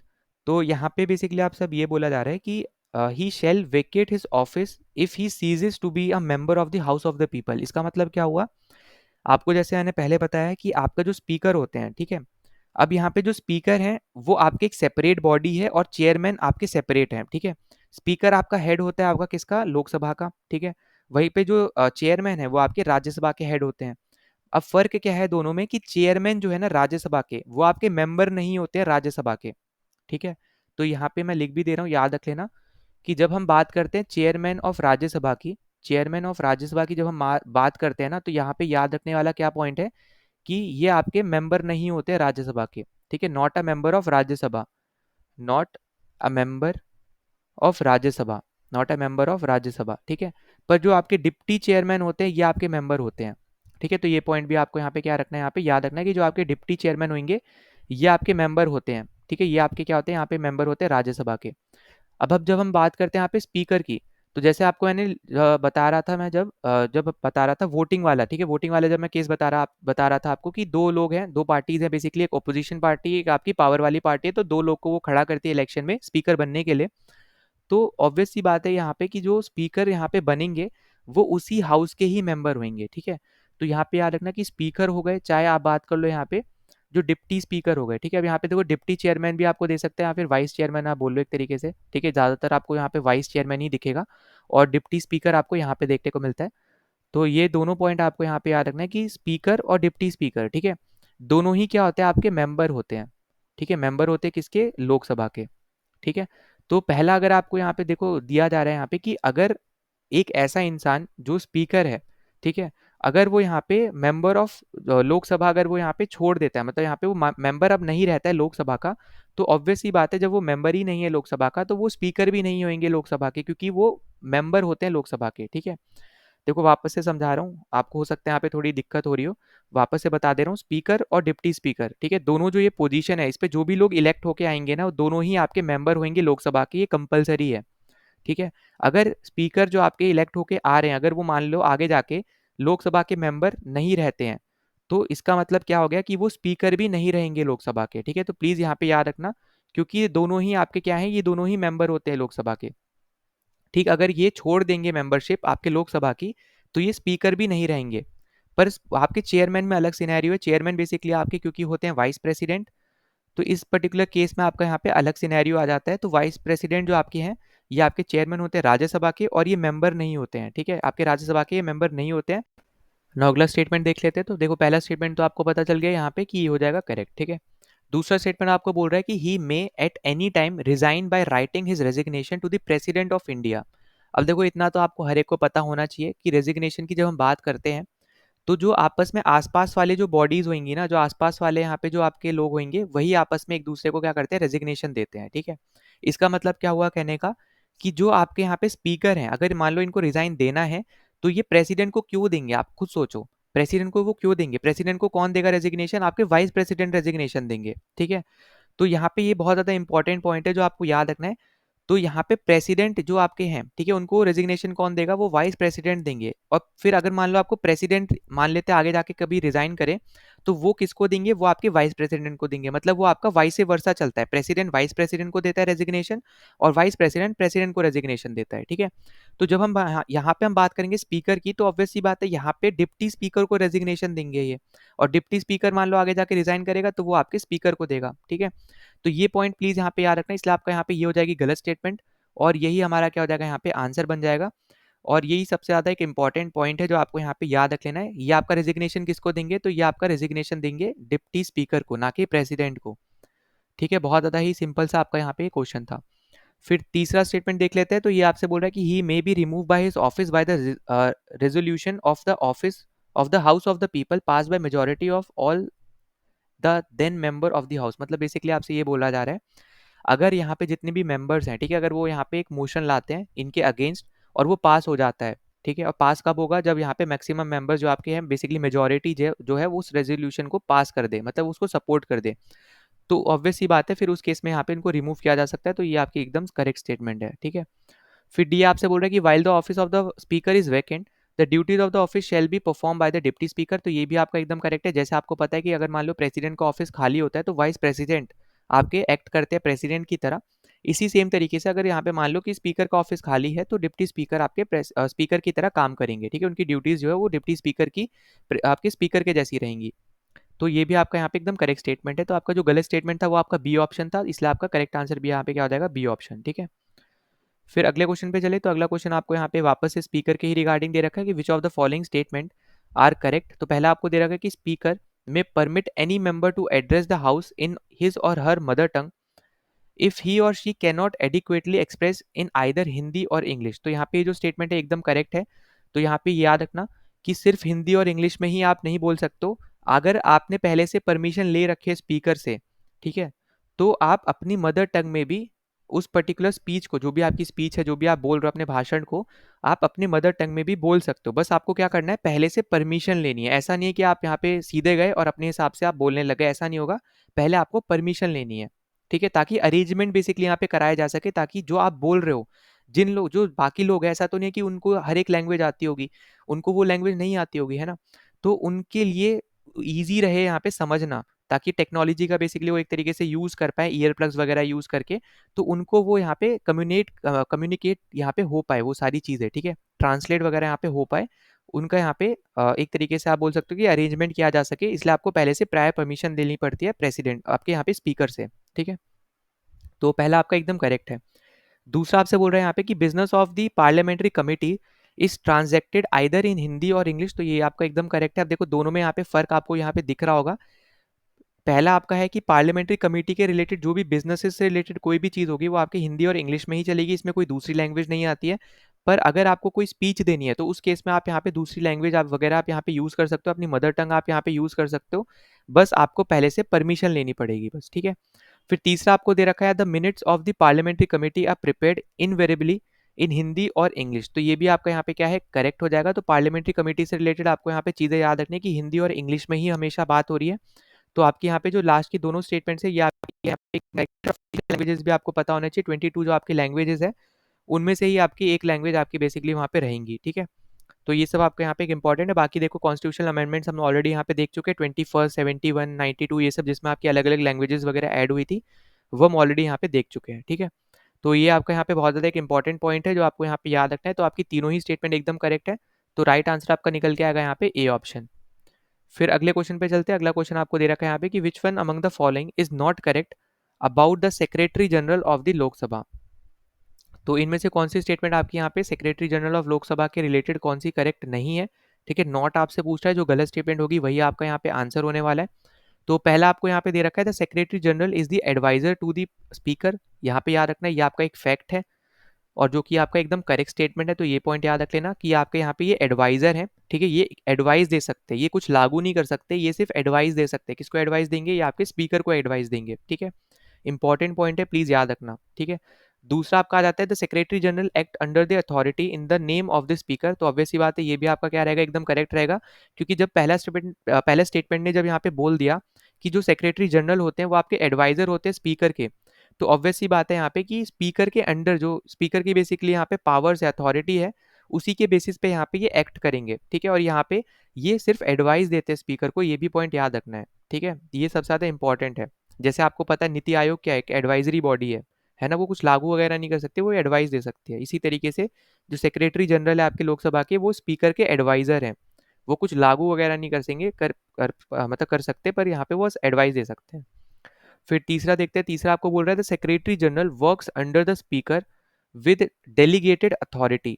अब देखो यहाँ पे ये जो स्टेटमेंट आपको जो दे रखी है यहाँ पे, तीसरी स्टेटमेंट, ये आपकी हो जाएगी यहाँ पे गलत स्टेटमेंट, ठीक है। क्योंकि यहाँ पे जो आपको दे दिया ना कि वर्क्स अंडर, तो वर्क्स अंडर यहाँ पे नहीं होता है, ठीक है। तो यहाँ पे याद रखना है इनके अंडर काम नहीं करते हैं, ये पॉइंट बस यहाँ पे इंपॉर्टेंट था, इसलिए आपका यहाँ पे सी ऑप्शन क्या हो जाएगा, यहाँ पे करेक्ट हो जाएगा, जो कि आपका गलत स्टेटमेंट थी।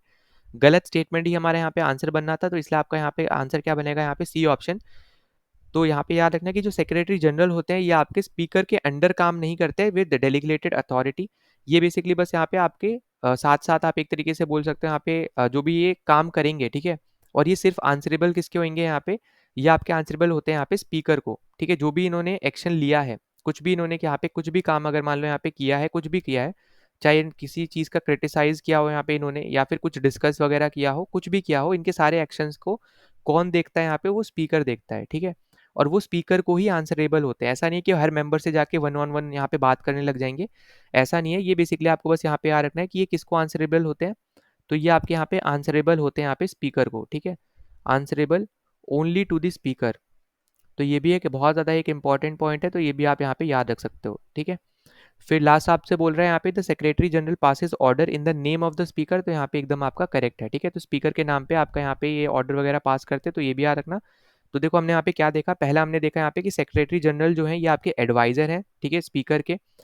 साथ ही साथ ये इनके अंडर काम नहीं करते पर ये एडवाइजर है, ये आपको याद रखना है। दूसरा हमने यहाँ पे ये देखा कि ये ऑर्डर वगैरह जो भी यहाँ पे काम कर रहे हैं, वो सारे काम करेंगे यहाँ पे स्पीकर के नाम पे, ठीक है। जिस तरीके से जो इंडियन गवर्नमेंट है, जब मान लो यहाँ पे कोई दूसरी फॉरेन गवर्नमेंट के साथ कुछ भी पैक्ट वगैरह साइन करती है, कोई एग्रीमेंट साइन करती है, तो वो सारे एग्रीमेंट प्रेसिडेंट के नाम पे साइन होते हैं।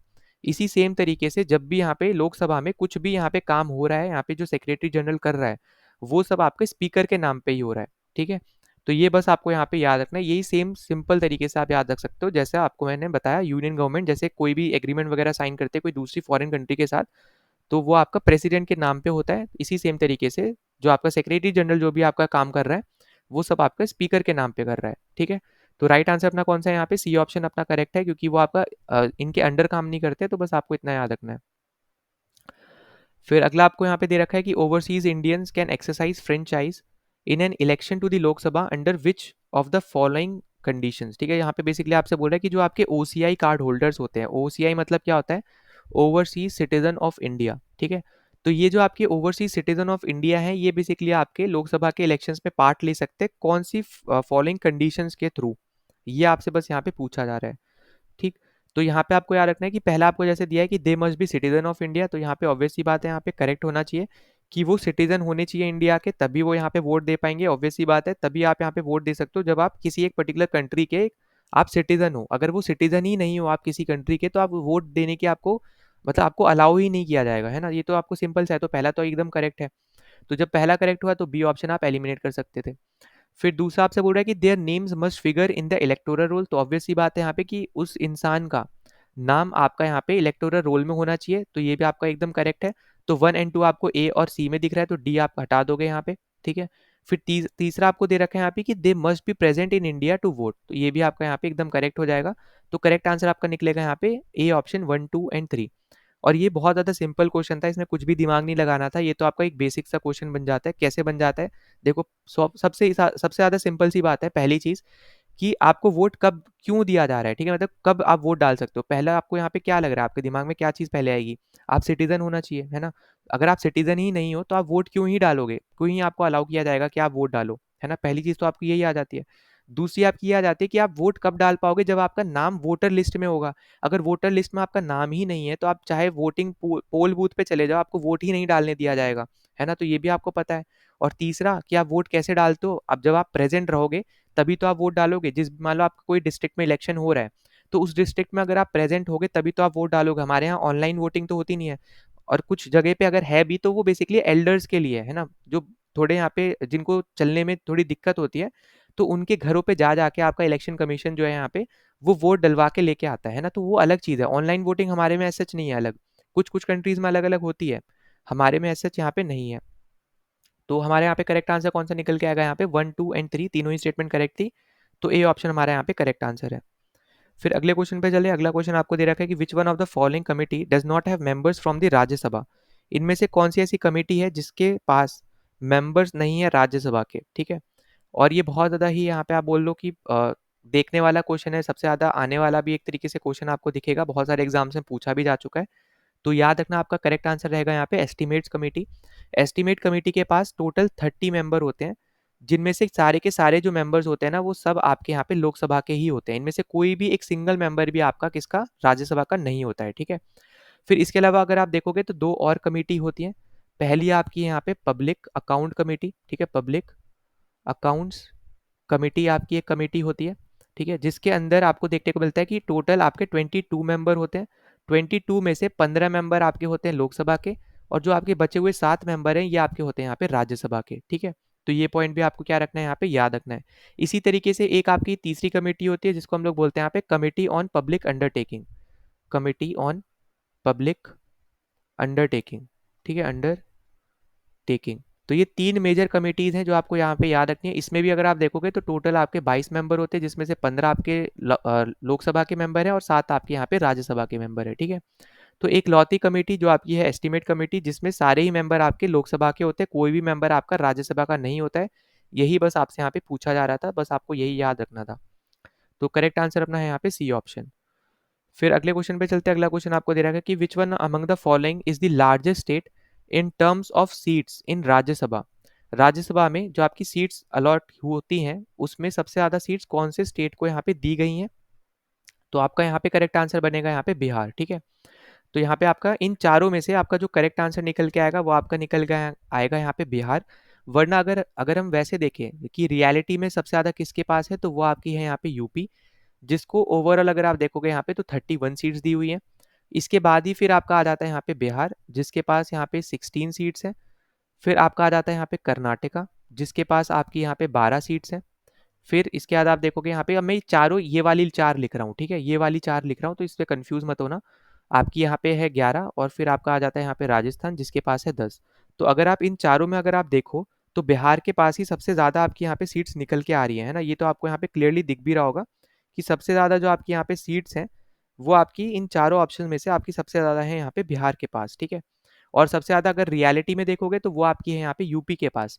और इसी तरीके से अगर हम थोड़ा और रियलिटी में अगर हम बात कर ले तो यूपी 31 है। इसके बाद जो आपकी सीट्स आती है वो आपकी आती है महाराष्ट्र की, जिसके पास 19 सीट्स है आपकी राज्यसभा में, ठीक है। तीसरे पे आपका तमिलनाडु, जिसके पास आपकी 18 सीट्स हैं।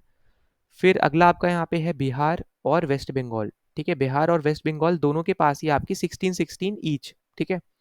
तो यहाँ पे आ रखना ईच लिख दे रहा हूँ ताकि कंफ्यूज ना हो, ये मत समझ लेना कि दोनों की मिला के 16, ऐसा नहीं है, 16 बिहार की 16 वेस्ट बंगाल की। और फिफ्थ आपकी आ जाते हैं फिर यहाँ पे कर्नाटका, ठीक।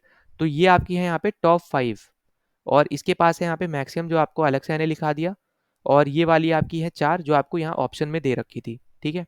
तो ये सब आपको यहाँ पे याद रखनी है, इन सब के ऊपर जरूर क्वेश्चन बन सकता है। एक क्वेश्चन आपका ये भी बन सकता है कि नॉर्थ ईस्ट में ऐसी आपकी कौन सी स्टेट है जिसके पास सबसे ज़्यादा सीट्स है, तो वो आपका आंसर बनेगा यहाँ पे असम, ठीक है। क्योंकि असम आपका एक ऐसा स्टेट है, इकलौता ऐसा स्टेट है नॉर्थ ईस्ट का जिसके पास 7 सीटें हैं। क्योंकि जितनी भी बाकी आपकी स्टेट्स है ना उन सब के पास आपकी एक ही सीट है, ठीक है, एक ईच। मतलब एक नागालैंड के पास, फिर एक अरुणाचल के पास, मणिपुर के पास एक, मेघालय के पास एक, मिजोरम के पास एक, सिक्किम आपका ब्रदर स्टेट होता है तो उसमें काउंट कर लो अगर आपको काउंट करना है, और फिर आपका त्रिपुरा के पास एक, ठीक है। तो जितने भी आपकी सिस्टर स्टेट्स हैं और आपकी एक ब्रदर स्टेट है मतलब सिक्किम, उन सब के पास एक ही सीट होती है, आपके राज्यसभा में एक एक सीट होती है हर एक के पास। बस आपका एक असम एक लौता आपका ऐसा स्टेट है नॉर्थ ईस्ट का जिसके पास 7 सीटें हैं, ठीक है, राज्यसभा में। तो इस तरीके से भी आपसे क्वेश्चन जरूर बन सकता है। फिर आपसे दे देगा कि साउथ में सबसे ज़्यादा सीट किसके पास है, तो आपको दिख रहा होगा यहाँ पे तमिलनाडु 18 सीटें आपको दिख रही हैं, और ओवरऑल अगर फिर पूछेगा तो आपका यहाँ पे यूपी आंसर आ जाएगा, ठीक है। तो किसी भी तरीके से पूछे आपको यहाँ पे चीज़ें पता होनी चाहिए, बहुत ज़्यादा सिंपल सी चीज़ है ये, ठीक। फिर अगला क्वेश्चन देखते हैं। अगला क्वेश्चन आपको यहाँ पे दे रखा है कि राज्यसभा हैज़ एक्सक्लूसिव जुरिडिक्शन इन। तो यहाँ पे ये बोला जा रहा है कि राज्यसभा के पास स्पेशल पावर बेसिकली आपको यहाँ पे पूछी जा रही है कि किसके पास यहाँ पे राज्यसभा के पास इनमें से 4 ऑप्शन में से किससे रिलेटेड आपकी यहाँ पे स्पेशल पावर है। तो यहाँ पे याद रखना कि क्रिएशन ऑफ न्यू स्टेट, इसके पास ये कोई पावर नहीं है, ठीक है, कोई स्पेशल ज्यूरिडिक्शन नहीं है, ना ही डिक्लेयरिंग ऑफ वॉर का कोई ज्यूरिडिक्शन है, और ना ही कोई फाइनेंशियल इमरजेंसी डिक्लेयर करने का है, ठीक है। इसके पास जो ज्यूरिडिक्शन है वो बेसिकली आपका है यहाँ पे कि ये लेजिस्लेट कर सकते हैं कुछ सर्टेन सब्जेक्ट्स के ऊपर जो आपकी स्टेट लिस्ट में सब्जेक्ट मेंशन होते हैं उसमें से, ठीक है। और उसमें भी आपका यहाँ पे कुछ सर्टेन ही सब्जेक्ट्स है जिसके ऊपर बेसिकली अगर आप देखोगे यहाँ पे जिसके बारे में यहाँ पे बात करी जाती है, ठीक है। तो यहाँ पे ये बहुत ज़्यादा इंपॉर्टेंट है, जो आपको यहाँ पे याद रखना है।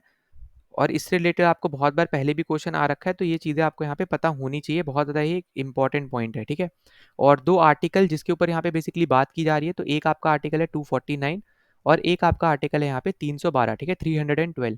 अब 312 बेसिकली आपको ये बोलता है कि यहाँ पे जो आपका राज्यसभा है ना, ये आपका क्रिएट कर सकता है यहाँ पे एक नया ऑल इंडिया सर्विस, ठीक है, create a knew all India service, all India service, ठीक है, ये इसके पास पावर है, ठीक है। ये आपको यहाँ पे याद रखना है, इसी की बेसिकली इसी के ऊपर यहाँ पे बात करी जा रही है, ठीक।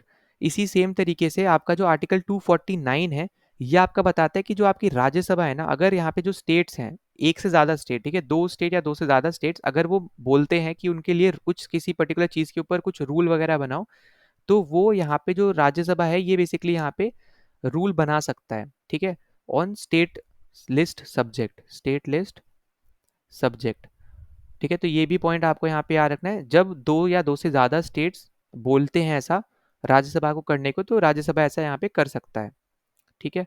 तो बस यहाँ पे यही याद रखना, बाकी आपको पता ही होगा यहाँ पे कि इसके लिए आपको यहाँ पे 3/3 की मेजोरिटी, 2/3 की मेजोरिटी यहाँ पे चाहिए, ठीक है। वो आपका एक अलग सिनेरियो बन जाता है, बस आपको बता दे रहा हूँ यहाँ पे, अगर नहीं पता है तो 2/3 की मेजोरिटी चाहिए, प्लस आपके यहाँ पे प्रेजेंट एंड वोटिंग होनी चाहिए, मतलब लोग यहाँ पे प्रेजेंट हो उन्हीं को ही यहाँ पे बस काउंट किया जाएगा, ठीक है, प्रेजेंट एंड वोटिंग आपकी होनी चाहिए। और यहाँ पे जैसे बात करी कि आपके 2 या 2 से ज़्यादा स्टेट्स अगर ऐसा बोलते हैं करने को, तो यहाँ पे जो आपकी राज्यसभा है ये बेसिकली आपके लॉज बना सकती है स्टेट लिस्ट के मैटर्स पे, ठीक है, जो भी आपके लिस्ट में सब्जेक्ट्स वगैरह दे रखे हैं उसके ऊपर लॉ बना सकती है, ये आपका 249 आर्टिकल बोलता है। और 312 ऑल इंडिया न्यूज, आपका ऑल इंडिया सर्विस एक नई यहाँ पे शुरू कर सकता है आपका राज्यसभा। फिर अगले क्वेश्चन पे चलते हैं। अगला क्वेश्चन आपको दे रखा है कि which one of the following statements about the public accounts committee of the parliament is not correct, ठीक है। तो आपका जो मैंने आपको थोड़ी देर पहले बताया था कि पब्लिक अकाउंट्स कमेटी के ऊपर बेसिकली यहाँ पे बात हो रही है, आपको मैंने बताया था आपके टोटल कितने मेंबर होते हैं, 22 मेंबर होते हैं, 15 आपके होते हैं लोकसभा से और 7 आपके होते हैं यहाँ पे राज्यसभा से, ठीक है। अब यहाँ पे आपको बोला है कि कौन सी इसमें से गलत स्टेटमेंट है, वो आपका आंसर होगा। तो अगर हम यहाँ पे देखें तो सबसे पहले हम लोग पहला ऑप्शन देख लेते हैं कि it examines the finance accounts of the government of India, तो यहाँ पे एकदम आपका यहाँ पे करेक्ट स्टेटमेंट है, ये आपको यहाँ पे याद रखना है, ये आपका फैक्ट है जो आपको यहाँ पे पता होना चाहिए, ठीक है।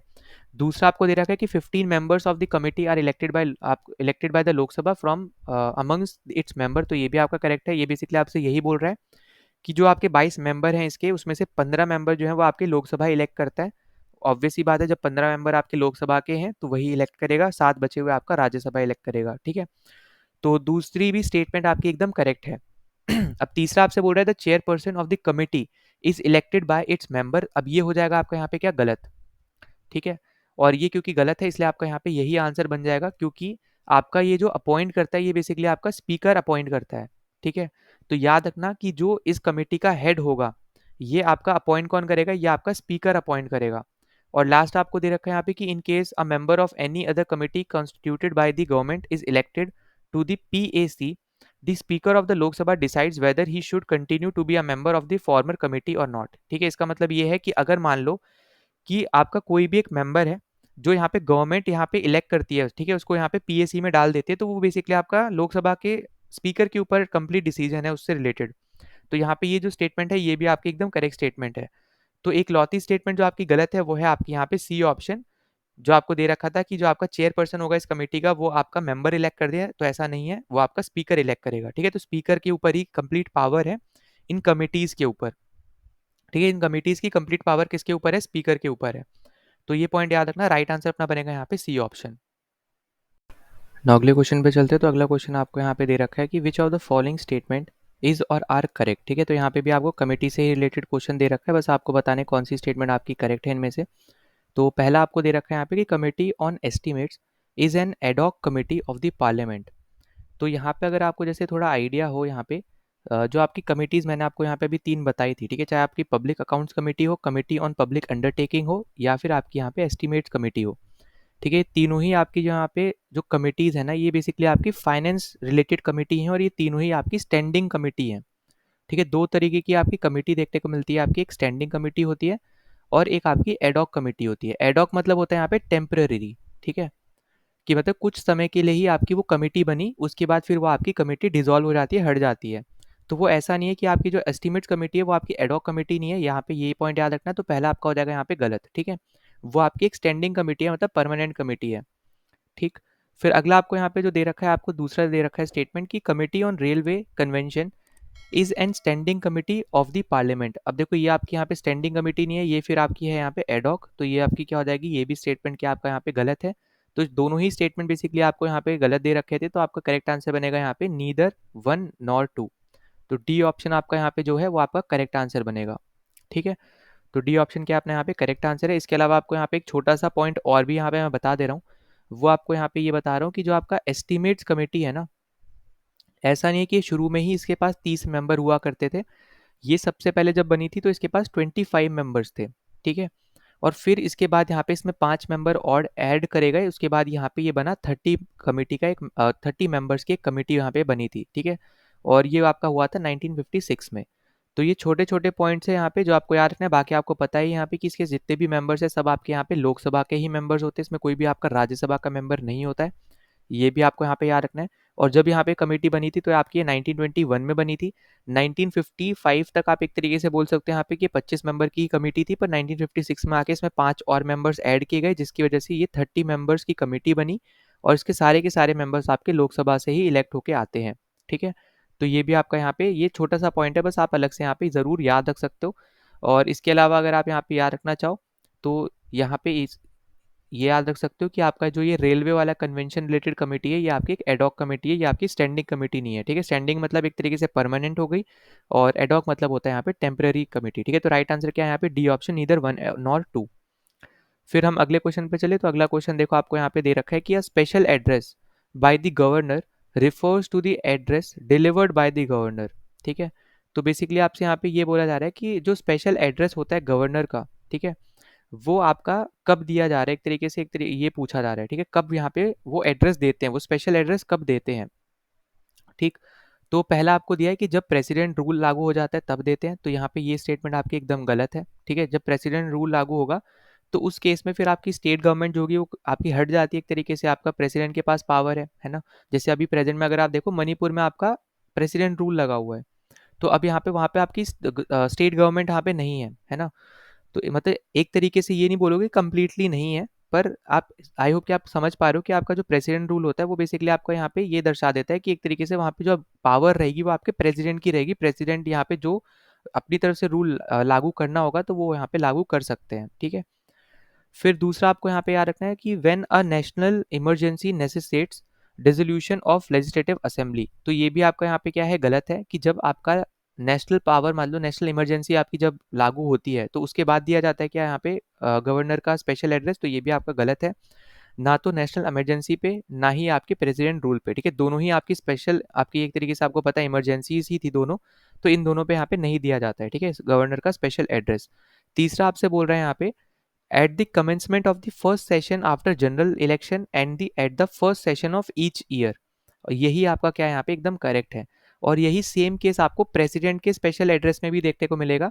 जब नई लोकसभा इलेक्ट होकर आती है तब प्रेसिडेंट आपका यहाँ पे एड्रेस देते हैं और हर साल आपके पहले सेशन में आपके प्रेसिडेंट अपना यहाँ पे एड्रेस देते हैं, ठीक है? ये आपके यहाँ स्पेशल एड्रेस सेम ही चीज़ होती है, बस फ़र्क क्या है, वो आपके पार्लियामेंट में देते हैं जो आपके प्रेसिडेंट है, और गवर्नर आपके यहाँ पे लेजिस्लेटिव असेंबली में आप बोलो स्टेट लेजिस्लेचर में आपके दे रहे हैं, ठीक है? तो ये छोटा सा पॉइंट है, बहुत ज़्यादा इंपॉर्टेंट है, इसको ज़रूर यहाँ पे याद रख लेना।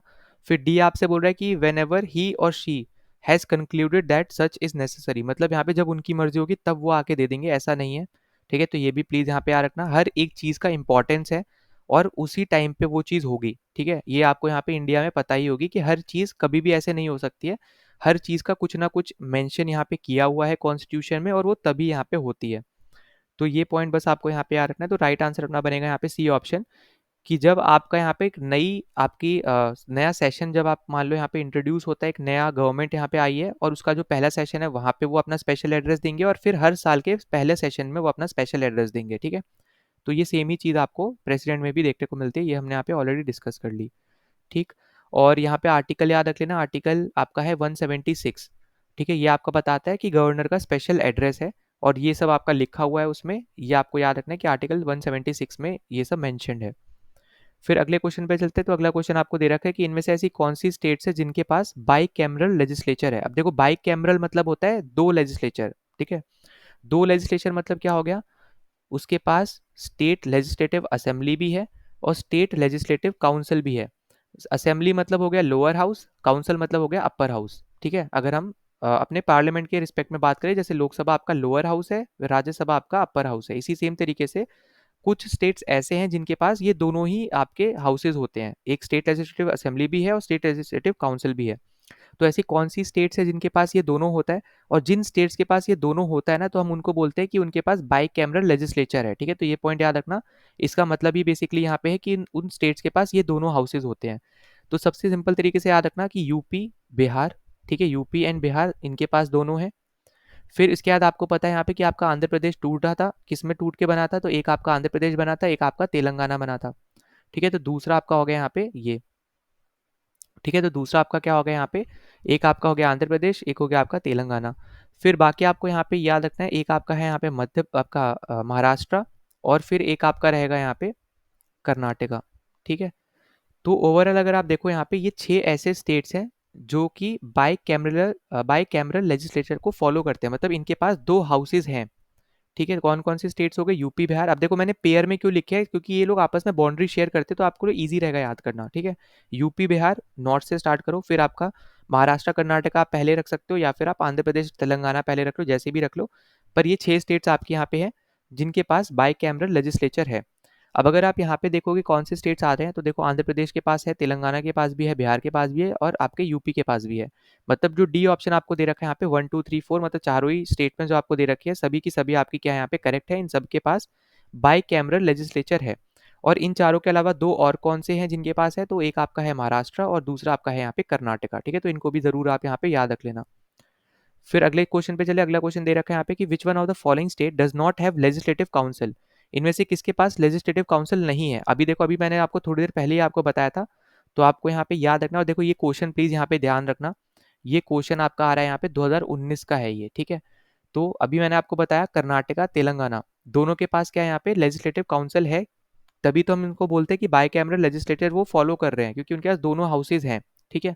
अब यहाँ पे बात आ जाती है अपने यहाँ पे यूटीज की, ठीक है। अब यूटी में अगर आप देखोगे तो यूटी में आपको ये देखने को मिलेगा कि आपका जैसे आपका जे एंड के हो गया, ठीक है, या फिर आप नेशनल कैपिटल ऑफ दिल्ली भी आप एक तरीके से बोल लो, तो आपको यहाँ पे ये देखने को मिलेगा कि आपका जो जे एंड के है ना, इसके पास भी दोनों हाउसेज हैं प्रेजेंट, ठीक है। पर ये आपका क्योंकि यूटी है तो इसलिए मैंने आपको पिछले क्वेश्चन में नहीं लिखवाई थी, क्योंकि यहाँ पे ये सारे के सारे आपके क्या है, यहाँ पे ये स्टेट्स हैं, ठीक है। जे एंड के एक टाइम तक आपका स्टेट ही था, आपको फिर बाद में आपका पता है यहाँ पे कि जो आपका आर्टिकल 370 आपका यहाँ पे हटा था, उसकी वजह से फिर आपका यहाँ पे ये आपके ये यूटीज में कन्वर्ट हो गए थे, आपका जे एंड के अलग हो गया था, लद्दाख आपका अलग हो गया था, ठीक है। तो ये दोनों आपके सेपरेट आपके यूटीज हैं। अब इसी चीज़ के ऊपर बेसिकली आपसे यहाँ पे क्वेश्चन पूछा गया था, क्योंकि उस टाइम पे ये न्यूज़ में था, इसलिए आपसे यहाँ पे क्वेश्चन पूछा था। तो आपको यहाँ पे पता होना चाहिए कि इसके पास भी आपका लेजिस्लेटिव काउंसिल है और किसके पास नहीं है, तो वो है आपका यहाँ पे अरुणाचल प्रदेश, ठीक है। तो ये सबसे ज़्यादा इंपॉर्टेंट पॉइंट है, तो प्लीज़ इसको बिल्कुल भी आपको भूलना नहीं कि कौन सी स्टेट कौन से यूटी किन के पास आपका यहाँ पे लेजिस्लेटिव काउंसिल है, ठीक है। तो यहाँ पे सबसे ज़्यादा इंपॉर्टेंट क्या है आपका, यहाँ पे आपको यही पता होना चाहिए कि किन किन के पास आपका लेजिस्लेटिव काउंसिल है, आपके चाहे वो यूटीज़ की बात करो या फिर आप यहाँ पे स्टेट्स की बात करो, ठीक है। सबसे इंपॉर्टेंट है जो आपको यहाँ पे याद रखना है, और ये याद रखना है यहाँ पे कि ये हम यहाँ पे 2019 के हिसाब से बात कर रहे हैं, ठीक है। अगर आप प्रेजेंट सिनेरियो देखोगे, ठीक है, अगर हम यहाँ पे सिर्फ प्रेजेंट सिनेरियो देखें तो वही सिर्फ 6 स्टेट्स है जिनके पास डबल हाउसेज हैं, मतलब दोनों हाउसेज हैं। एक भी ऐसा कोई भी आपका यूटी नहीं है जिसके पास दोनों हाउसेज हो, ठीक है। तो प्लीज इस चीज के ऊपर जरूर ध्यान देना। अगर हम यूटी की बात करेंगे प्रेजेंट सिनेरियो में, एक भी यूटी ऐसा नहीं है जिसके पास लेजिस्लेटिव काउंसिल हो, तो प्लीज इसके ऊपर ध्यान देना। ये 2019 का क्वेश्चन है, इसलिए आपका आंसर यहाँ पे डी ऑप्शन बन रहा है, वरना अगर प्रेजेंट सिनेरियो से देखोगे तो सी और डी दोनों ही आपका आंसर बन सकता है, ठीक है। तो यहाँ पे इसलिए मैं आपको प्रेजेंट सिनेरियो से भी बता दे रहा हूँ कि आपका यहाँ पे J&K जो है ये भी इसके पास भी लेजिस्लेटिव काउंसिल नहीं है प्रेजेंट सिनेरियो में, पर क्योंकि ये क्वेश्चन आपका बहुत पुराना है, 2019 का है, तो उस टाइम पे इसके पास था। ठीक है, तो ये बस आपको यहाँ पे याद रखना है, ये आपका करेक्ट आंसर बन जाएगा इसके रिलेटेड। ठीक, अब बाई कैमरल और यूनिकैमरल, आई होप कि आपको ये चीज़ समझ में आ रही होगी। यूनिकैमरल मतलब एक हाउस होगा, बाई कैमरल मतलब उसके पास दोनों हाउसेज हैं।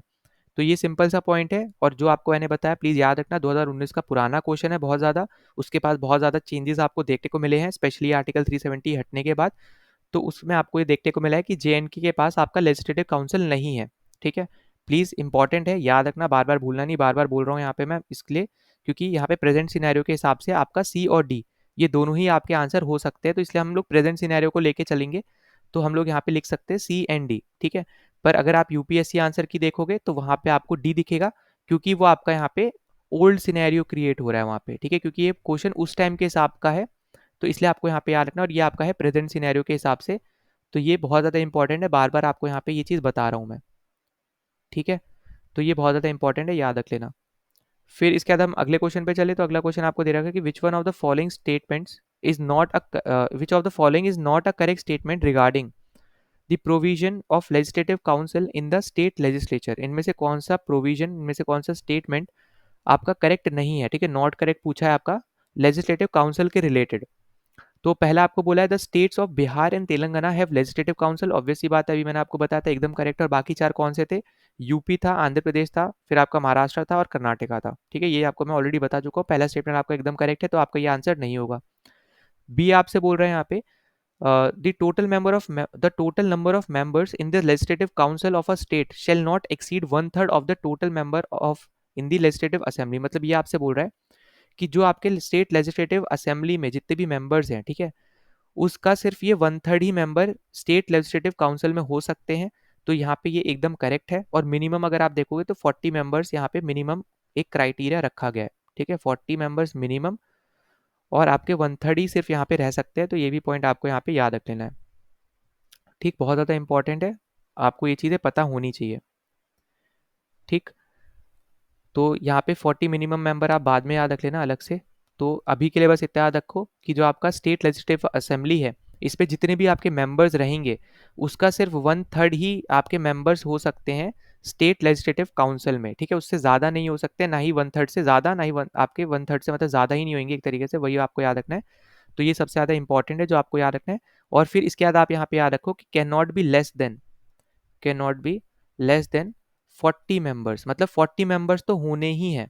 ठीक है, ये आपका एक मिनिमम क्राइटेरिया है, मिनिमम क्राइटेरिया है ये। ठीक है, तो ये भी एक इंपॉर्टेंट पॉइंट है, प्लीज़ इसको यहाँ पे याद रख लेना। पहली चीज़ हमने क्या देखी कि 1/3 से ज़्यादा मेंबर्स नहीं हो सकते हैं स्टेट लेजिस्लेटिव काउंसिल में, स्टेट लेजिस्लेटिव असेंबली के मेंबर्स के अकॉर्डिंग, और 40 मेंबर से कम नहीं हो सकते, ये आपका एक मिनिमम क्राइटेरिया आपको यहाँ पे दे रखा है। ठीक है, तो ये स्टेटमेंट भी क्या आपके यहाँ पे एकदम करेक्ट है। फिर तीसरा आपको बोल रहा है कि 1/12 of all members shall be elected by electorates consisting of local bodies and authorities. अब ये जो आपकी यहाँ पे स्टेटमेंट है, ये आपकी हो जाएगी यहाँ पे गलत स्टेटमेंट, और इसलिए आपका यहाँ पे करेक्ट आंसर निकलेगा यहाँ पे सी ऑप्शन। तो सी ऑप्शन जो है आपका यहाँ पे एकदम करेक्ट आंसर निकलेगा, ये आपको यहाँ पे याद रखना है। ठीक है, इसके ऊपर अभी हम यहाँ पे आगे बात भी कर लेंगे कि कौन किस कैसे किस हिसाब से आपके यहाँ पे इलेक्ट वगैरह आपके यहाँ पे करता है, किस तरीके से आपका यहाँ पे स्टेट लेजिस्लेटिव असेंबली जो आपकी है, यहाँ पे काउंसिल जो बेसिकली आपकी है, वो कैसे इलेक्ट होके आ रही है, उसके मेंबर्स किस तरीके से इलेक्ट होके आ रहे हैं, इसके ऊपर भी अभी हम यहाँ पे डिस्कशन हम लोग कर लेंगे। ठीक है, क्योंकि आपके अलग अलग मेंबर्स जो हैं बेसिकली आपके यहाँ पे इसको इलेक्ट करते हैं, जैसे आपके गवर्नर्स अलग आपके यहाँ पे कुछ मेंबर्स को इलेक्ट करता है। ठीक है, फिर कुछ मेंबर्स आपके यहाँ पे जो एक तरीके से आप बोलोगे स्टूडेंट्स वगैरह हैं, वो आपके कुछ इलेक्ट करेंगे। ठीक है, कुछ आपके यहाँ पे टीचर्स जो आपके होते हैं वो आपके इलेक्ट करेंगे। तो अलग अलग तरीके से आपका यहाँ पे कुछ सिनेरियोज बनते हैं। ठीक है, तो उसमें आपके हम लोग यहाँ पे आगे इसके ऊपर डिस्कशन हम लोग यहाँ पे करेंगे अच्छे से, तब हम इसके ऊपर बात कर लेंगे। पर अभी के लिए आप यहाँ पे याद रखना कि 1/12 जो आपको यहाँ पे दे रखा है कि 1/12 ऑफ ऑल द मेंबर्स जो आपके इलेक्ट होके आ रहे हैं वो आपके बॉडीज, लोकल बॉडीज और अथॉरिटीज से इलेक्ट होके आ रहे हैं। तो ये आपका यहाँ पे एकदम गलत स्टेटमेंट है, ये आपके 1/12 नहीं होते हैं। ठीक है, तो सबसे ज़्यादा इंपॉर्टेंट आपका यहाँ पे यही पार्ट है, तो प्लीज़ इसको बिल्कुल भी आपको यहाँ पे भूलना नहीं है। इसके ऊपर क्वेश्चन जरूर आपसे यहाँ पे वापस से बन सकता है। और लास्ट आपसे बोल रहा है कि 1/12 of all members shall be elected by graduates residing in the state.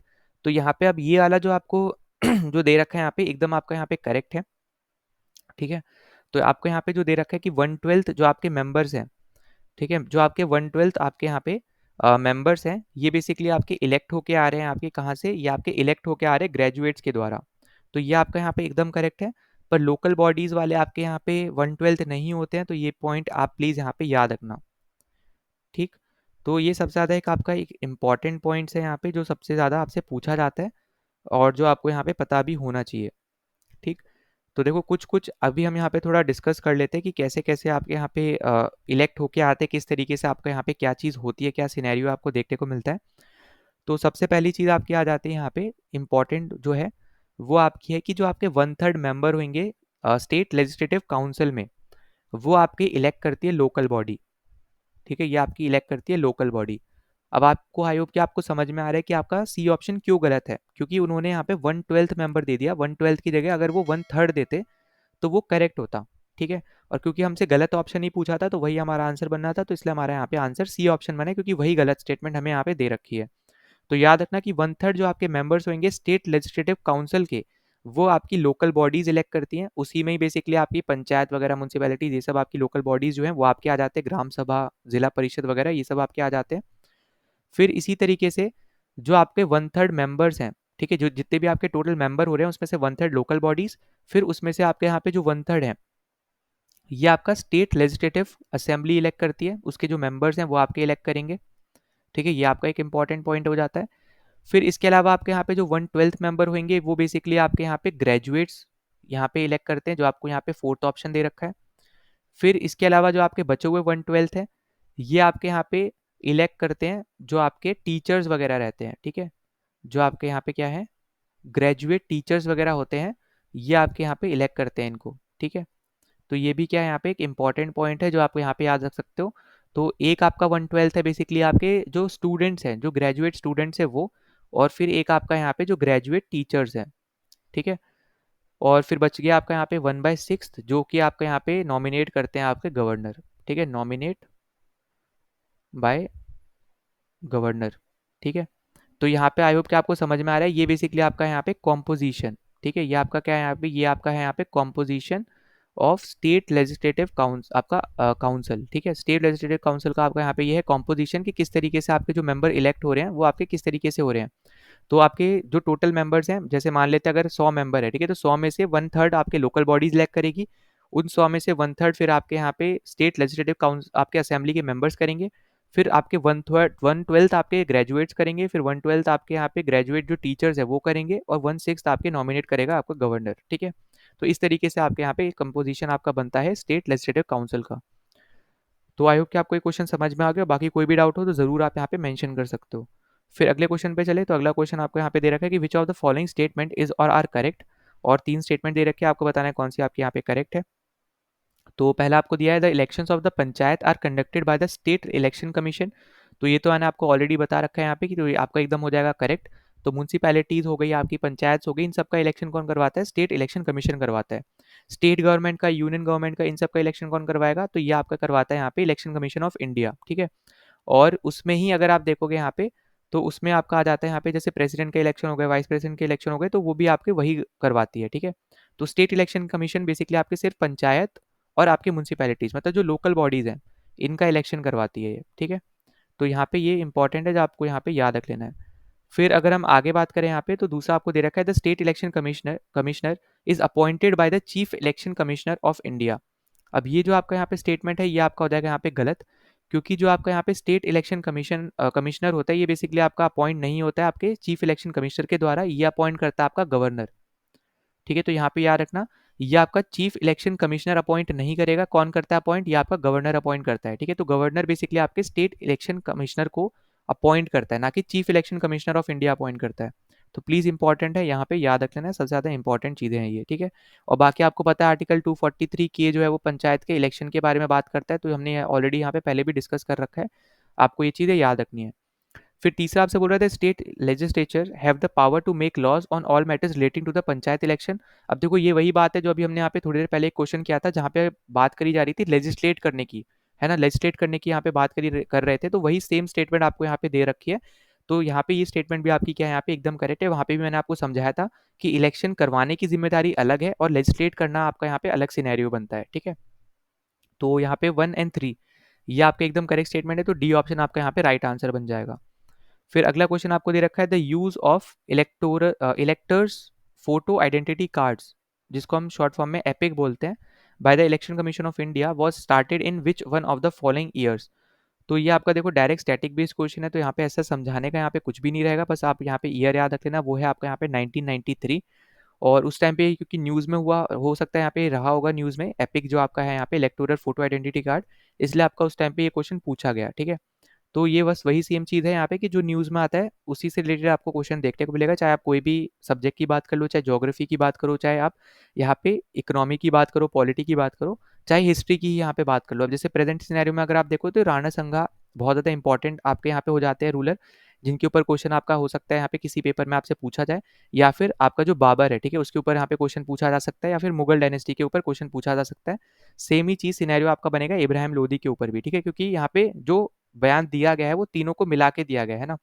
तो अब ये क्योंकि न्यूज़ में आ गए हैं तीनों किसी ना किसी तरीके से आप बोल सकते हो, तो तीनों के बारे में आपको पता होना चाहिए, स्पेशली राणा संगा जी के बारे में आपको ज़्यादा पता होना चाहिए, ठीक है, क्योंकि उनके बारे में हम लोग जनरली पढ़ते नहीं हैं। हम लोग ज़्यादातर जो पढ़ते हैं या फिर पढ़ाया जाता है वो आपका मुगल डायनेस्टी और आपके जो दिल्ली सल्तनत है, इब्राहिम लोदी वगैरह, इन सब के बारे में पढ़ाया जाता है, ठीक है। तो हो सकता है आपको राणा संगा जी के ऊपर भी यहाँ पे देखने को मिल जाए, ठीक है, क्वेश्चन। तो यहाँ पे राइट आंसर कौन सा अपना यहाँ पे बी ऑप्शन। फिर आगे चलते हैं हम लोग यहाँ पे अगले क्वेश्चन पे। तो अगला क्वेश्चन आपको यहाँ पे दे रखा है कि which one of the following statements with regard to the election commission is not correct, ठीक है, इनमें से कौन सा स्टेटमेंट आपका इलेक्शन कमीशन के रिगार्डिंग आपका करेक्ट नहीं है, ये आपसे पूछ रहा है। तो पहला आपको दिया है कि it conducts election to the office of the vice president of India. तो देखो अभी मैंने आपको बताया था, चाहे आप स्टेट गवर्नमेंट की बात करो, आप यूनियन गवर्नमेंट की बात करो, प्रेसिडेंट की बात करो, या फिर वाइस प्रेसिडेंट की बात करो, इन सब का इलेक्शन कौन देखता है, आपका इलेक्शन कमीशन और देखता है, इलेक्शन कमीशन ऑफ इंडिया देखता है, ठीक है। तो आपका यहाँ पे पहली स्टेटमेंट एकदम करेक्ट है, तो जो गलत स्टेटमेंट होगी वो हमारा आंसर होगा, ठीक है, क्योंकि नॉट दिया है। फिर दूसरा आपको दिया है, an election commissioner can be removed from his office without the recommendation of the chief election commissioner, ये अब हो जाएगा यहाँ पे गलत, ठीक है। और ये बहुत ज़्यादा अच्छा पॉइंट है जो आपको यहाँ पे याद रखना है, इसके ऊपर क्वेश्चन बनता भी है, इसमें भी बना है, CAPF जो आपका असिस्टेंट कमांडेंट वाला पेपर होता है उसमें भी बना है, CSE में भी बन रखा है सिविल सर्विस वाले में, और आपका जियो साइंटिस्ट जो आपका एक पेपर होता है उधर भी बन रखा है, ठीक है। तो ये सब आपको यहाँ पे याद रखना है, ये सब आपके सिंपल एक सिनेरियो है जो आपको याद रखना है। सबसे पहली चीज़ तो कि जो चीफ इलेक्शन कमिश्नर है ना, वही बेसिकली आपके रिकमेंड करता है कि एक सर्टेन इलेक्शन कमिश्नर को अगर हटाना है तो, ठीक है, और हटाना ना हटाना प्रेसिडेंट के ऊपर होता है, ठीक है। ऐसा नहीं है कि उन्होंने बोला और प्रेसिडेंट को वो करना ही पड़ेगा, ऐसा नहीं है।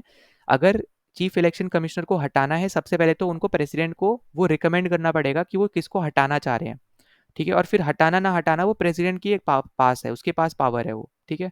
तो ये पॉइंट आपका यहाँ पे जो दे रखा है वो आपका हो जाएगा इसलिए गलत, इसलिए बी ऑप्शन हमारा यहाँ पे क्या हो जाएगा, करेक्ट आंसर बन जाएगा, ठीक है, क्योंकि इन्होंने बोल दिया यहाँ पे विदाउट, ठीक है, तो विदाउट वाला आपका सिनेरियो यहाँ पे नहीं बनेगा। फिर तीसरा आपको दे रखा है कि election commissioners are appointed by the president of India, एकदम करेक्ट है, यहाँ पे याद रखना कि प्रेसिडेंट आपके इलेक्ट करते हैं यहाँ पे इनको, ठीक है, मतलब अपॉइंट करते हैं, इलेक्ट तो नहीं, अपॉइंट करते हैं। फिर डी आपको दे रखा है कि governor of a state is constitutionally bound to provide support staff to the election commission if required, तो ये भी आपका यहाँ पे क्या है, एकदम करेक्ट है।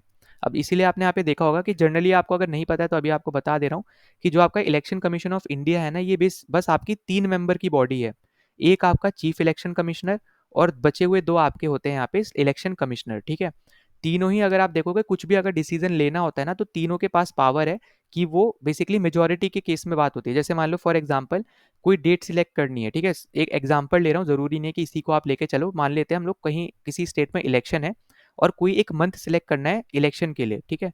अब उसमें से मान लेते हैं कि जो आपका चीफ इलेक्शन कमिश्नर है ना, इसने बोला कि चलो हम अप्रैल में इलेक्शन करवाते हैं, ठीक है, और बचे हुए जो आपके 2 इलेक्शन कमिश्नर हैं उन्होंने बोला नहीं हम मार्च में करवाएंगे, ठीक है।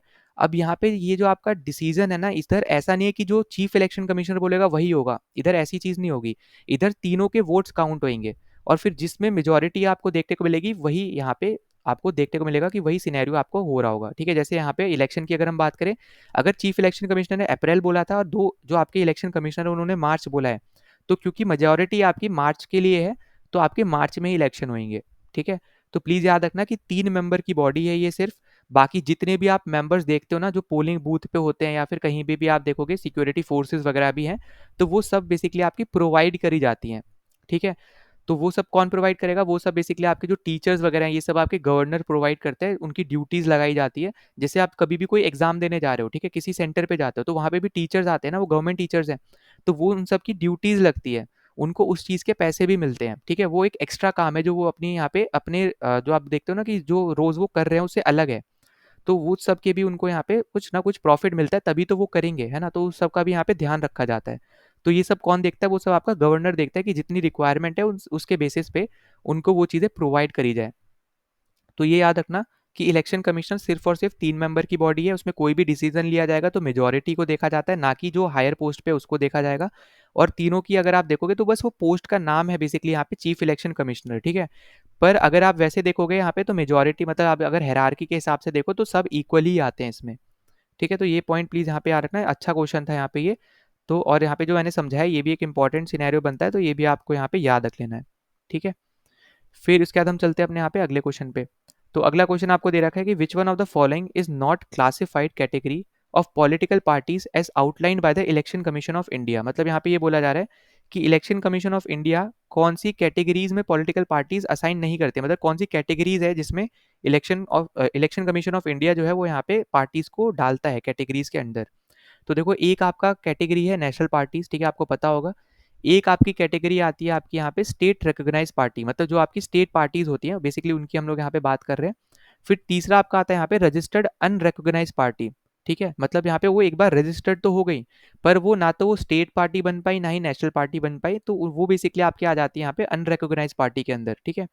और जो आपकी रीजनल पार्टी है ऐसा करके आपका कुछ भी यहाँ पे नहीं होता है, तो इसलिए आपका यहाँ पे यही आंसर क्या हो जाएगा, करेक्ट हो जाएगा। तो हमसे क्योंकि नॉट पूछा था तो जो गलत स्टेटमेंट होगी वही हमारे यहाँ पे आंसर बनेगा, तो इसलिए हमारे यहाँ पे आंसर बनेगा सी ऑप्शन, ठीक है।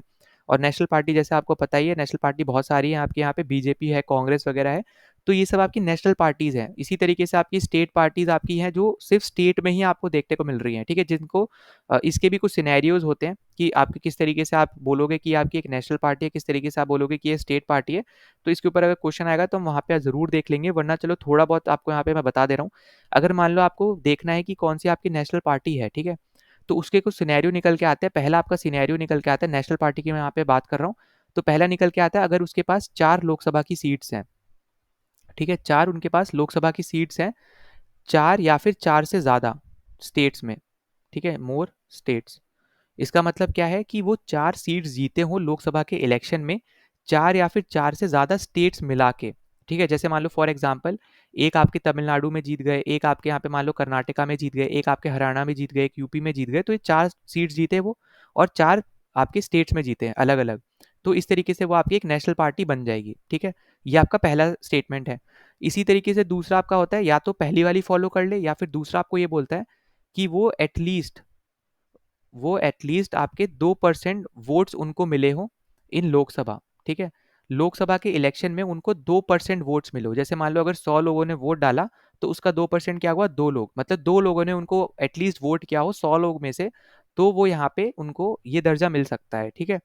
इसी तरीके से आपका यहाँ पे आ जाता है जब हम यहाँ पे बात करते हैं कि अगर यहाँ पे तीसरा कंडीशन एक आपका बनता है कि अगर ये आपकी जो पार्टी है, जो आपकी नेशनल पार्टी जो बनने वाली है, ये आपकी स्टेट पार्टी हो एटलीस्ट 4 स्टेट्स में, ठीक है, एटलीस्ट 4 स्टेट्स।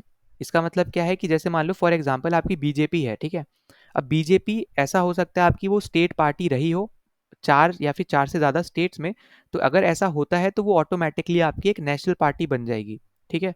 तो ये चीज़ आपको यहाँ पे याद रखनी है। तो इन तीनों स्टेटमेंट्स में से कोई भी अगर एक आप फॉलो करता है, आपकी पे पॉलिटिकल पार्टी जो है, कोई भी पॉलिटिकल पार्टी इनमें से कोई भी एक फॉलो करती है, तो वो आपकी क्या बन जाती है, वो नेशनल पार्टी बन जाती है, ठीक है। तो ये पॉइंट आपको यहाँ पे याद रखना है, ये भी एक इंपॉर्टेंट है। अब यहाँ पे ये जो एटलीस्ट 2% वाला जो सिनेरियो है ना, इसका मतलब आपका होता है यहाँ पे कि 11 सीट्स उनके पास हो, ठीक है, 11 सीट्स क्या हो यहाँ पे उनके पास हो, ठीक है। तो ये प्लीज यहाँ पे याद रखना, ये भी इंपॉर्टेंट है। और ये आपका आ जाता है यहाँ पे 3 स्टेट्स में मिला के, ठीक है, फ्रॉम 3 स्टेट्स।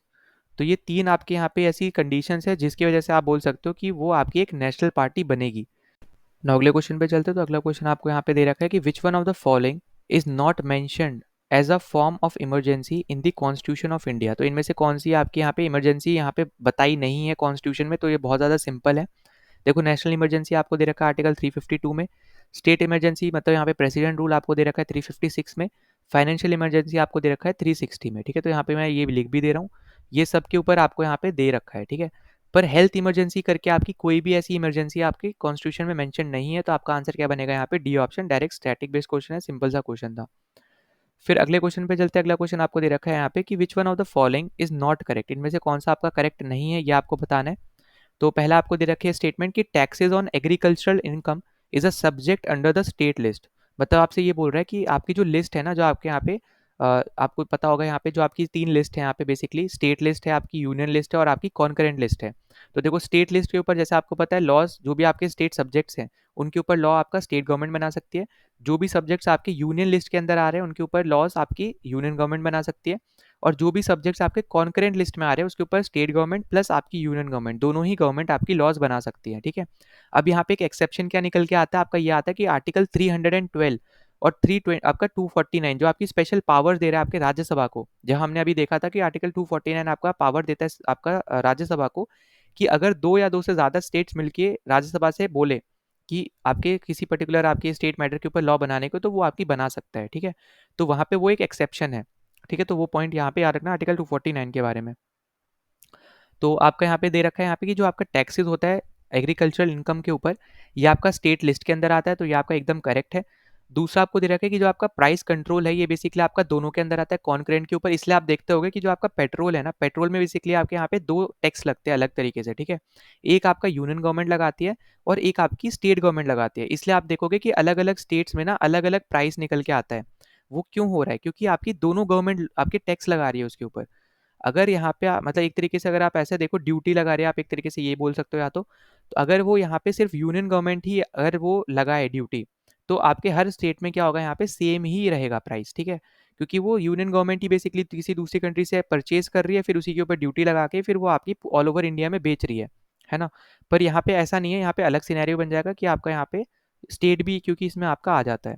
अब तीसरा आपको दे रखा है कि इंश्योरेंस जो है आपका, ये आपका यूनियन लिस्ट के अंदर नहीं आता है, ये आपको दे रखा है। आप देखो यहाँ पे नॉट लगा दिया, इसलिए आपका ये कंडीशन गलत है और ये आपका करेक्ट हो जाएगा। तो याद रखना कि जो आपका यहाँ पे ये इंश्योरेंस है, ठीक है, इंश्योरेंस से रिलेटेड कुछ भी आपकी चीज़ होगी वो सब आपकी यहाँ पे यूनियन के अंदर आती है, ठीक है। यूनियन लिस्ट के अंदर आएगी मतलब यूनियन गवर्नमेंट इसके ऊपर लॉज बना सकती है। फिर फॉरेस्ट आपका जो है वो कॉन्करेंट लिस्ट के अंदर आता है, मतलब आपका स्टेट गवर्नमेंट और यूनियन गवर्नमेंट दोनों ही लॉ बना सकते हैं, ये भी आपका एकदम करेक्ट है, ठीक है। फिर बाकी जैसे आपको पता है यहाँ पे बोल दे रहा हूँ, लिखना चाहो आप लिख सकते हो। यूनियन गवर्नमेंट में जैसे आपकी स्पेशल चीज़ें आती है, जैसे डिफेंस से रिलेटेड कुछ हो गया, आर्मी से रिलेटेड कुछ हो गया, इकोनॉमी से रिलेटेड हो गया, रेलवेज हो गया, फिर आपके इंटरनेशनल रिलेशंस हो गए, इन सब से रिलेटेड कुछ भी अगर चीज़ हुई तो ये सारे सब्जेक्ट जो हैं ये सब आपके यूनियन लिस्ट के अंदर मेंशन्ड है। इसी सेम तरीके से जो आपके स्टेट लिस्ट के सब्जेक्ट है, जैसे आपका पुलिस है, ठीक है, फिर आपके हॉस्पिटल्स हो गए, या फिर बैटिंग जो आप कर देखते होगे यहाँ पे लोग करते हैं, गैम्बलिंग वगैरह करते हैं, ये सब भी आपके इसी के अंडर आता है। इसलिए आपके कुछ कुछ स्टेट्स में बैटिंग वगैरह आपकी अलाउड होती है, किसी किसी में अलाउड नहीं होती है ना। ये अलग अलग सिनेरियो आपका बनता है। फिर कॉन्करेंट लिस्ट अगर आप देखोगे तो उसमें एजुकेशन आता है, जिसमें स्टेट और आपके यूनियन गवर्नमेंट दोनों ही लॉ बनाती है। फिर आपके फॉरेस्ट से रिलेटेड भी, सक्सेशन से रिलेटेड भी और आपके मैरिज से रिलेटेड भी, ठीक है। तो यहाँ पे सबके ऊपर ये दोनों गवर्नमेंट मिलकर लॉज बना सकती है, ठीक है। तो आपका राइट आंसर क्या है यहाँ पे, सी ऑप्शन।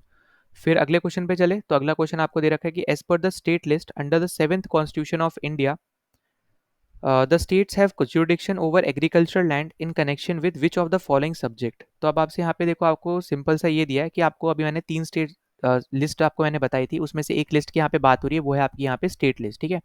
अब वो जो मैंने तीन लिस्ट आपको बताई थी वो किस में मेंशन है, तो याद रखना वो आपकी 7th शेड्यूल में मेंशन है, ठीक है। तो ये भी आपका एक क्वेश्चन है जो आपका अलग से बन सकता है कि कौन से शेड्यूल में आपको ये तीनों लिस्ट देखने को मिलती हैं। तो ये आपका है यहाँ पे 7th शेड्यूल में ठीक है। फिर आपसे यहाँ पे पूछ रहा है the states have jurisdiction over agricultural land in connection with which of the following subjects. तो पहला आपको यहाँ पे दे रखा है कि टैक्सेस से रिलेटेड आपको यहाँ पे देखने को मिलता है। तो ऑब्वियस सी बात है, अभी हमने यहाँ पे पिछले में ही हमने देखा था, पहला आपको दिख रहा होगा यहाँ पे A option taxes on agricultural income. तो ये आपको यहाँ पे सीधे सीधे दिख रहा होगा कि आपका यहाँ पे पहला तो होना ही है, ठीक है। और इसलिए आपको यहाँ पे अगर आपने 2021 का ये क्वेश्चन किया होता तो आप पहला ऑप्शन यहाँ पे आप करेक्ट करते, ठीक है। मतलब आप यहाँ पे पहला जो स्टेटमेंट है इसको आप करेक्ट मारते, क्योंकि आपने ऑलरेडी इसके बारे में पढ़ रखा होता है। ये पीवाईक्यूज इंपॉर्टेंट इसलिए ही होते हैं क्योंकि कुछ ना कुछ स्टेटमेंट आपकी रिपीट होंगी, पूरा क्वेश्चन रिपीट नहीं होता है, स्टेटमेंट्स रिपीट होती हैं, ठीक है। तो जब आपका पहला स्टेटमेंट आपका आंसर में होगा, इसका मतलब है कि बी ऑप्शन आपका यहाँ पे नहीं होने वाला है। फिर दूसरा आपको दे रखा है कि duties in respect of succession of agricultural land. तो अभी मैंने आपको बताया था कि कॉन्करेंट लिस्ट में आपका सक्सेशन के ऊपर बात करी गई है, तो ये भी आपका क्या होगा यहाँ पे इसके अंदर आपका आएगा। ठीक है, तो दूसरा भी आपका क्या है यहाँ पे एकदम करेक्ट है। और यहाँ पे क्योंकि एग्रीकल्चरल लैंड की बात हो रही है और एग्रीकल्चरल लैंड वाला जो टॉपिक है या फिर सब्जेक्ट है ये आपका स्टेट में आता है। ठीक है, तो आपका इसकी वजह से आपका ये भी इसके अंदर आएगा। फिर एस्टेट ड्यूटी, ये भी आपके एग्रीकल्चर लैंड से रिलेटेड बात करी जा रही है, तो तीनों ही स्टेटमेंट बेसिकली आपकी एग्रीकल्चर लैंड से रिलेटेड ही बात कर रहे हैं, तो इसलिए आपकी तीनों ही करेक्ट स्टेटमेंट्स हैं। ठीक है, तो करेक्ट आंसर कौन सा निकल के आएगा, ये आपका निकल के आएगा यहाँ पे डी ऑप्शन। तो राइट आंसर अपना बनेगा यहाँ पे डी ऑप्शन। ठीक है, फिर अगला क्वेश्चन देखो आपका यहाँ पे एक प्रैक्टिस क्वेश्चन है, आप खुद से पहले तो सॉल्व करने का ट्राई करो, बाकी वीडियो रोक के, बाकी अब मैं यहाँ पे अपना आंसर बता देता हूँ। तो देखो हमने यहाँ पे कॉन्स्टिट्यूशनल अमेंडमेंट्स हमने पिछले वीडियो में हमने यहाँ पे किया था, इसके ऊपर जितने क्वेश्चन थे, ये वाला क्वेश्चन मैंने जानबूझ के यहाँ पे नहीं करवाया था क्योंकि इसको यहाँ पे मैं आपको एज अ प्रैक्टिस दे रहा हूँ। तो यहाँ पे आपसे ये पूछा जा रहा है कि which one among the following was eliminated by the 44th amendment act of the parliament. कौन सी चीज आपकी 44th अमेंडमेंट एक्ट से यहाँ पे हटा दी गई थी।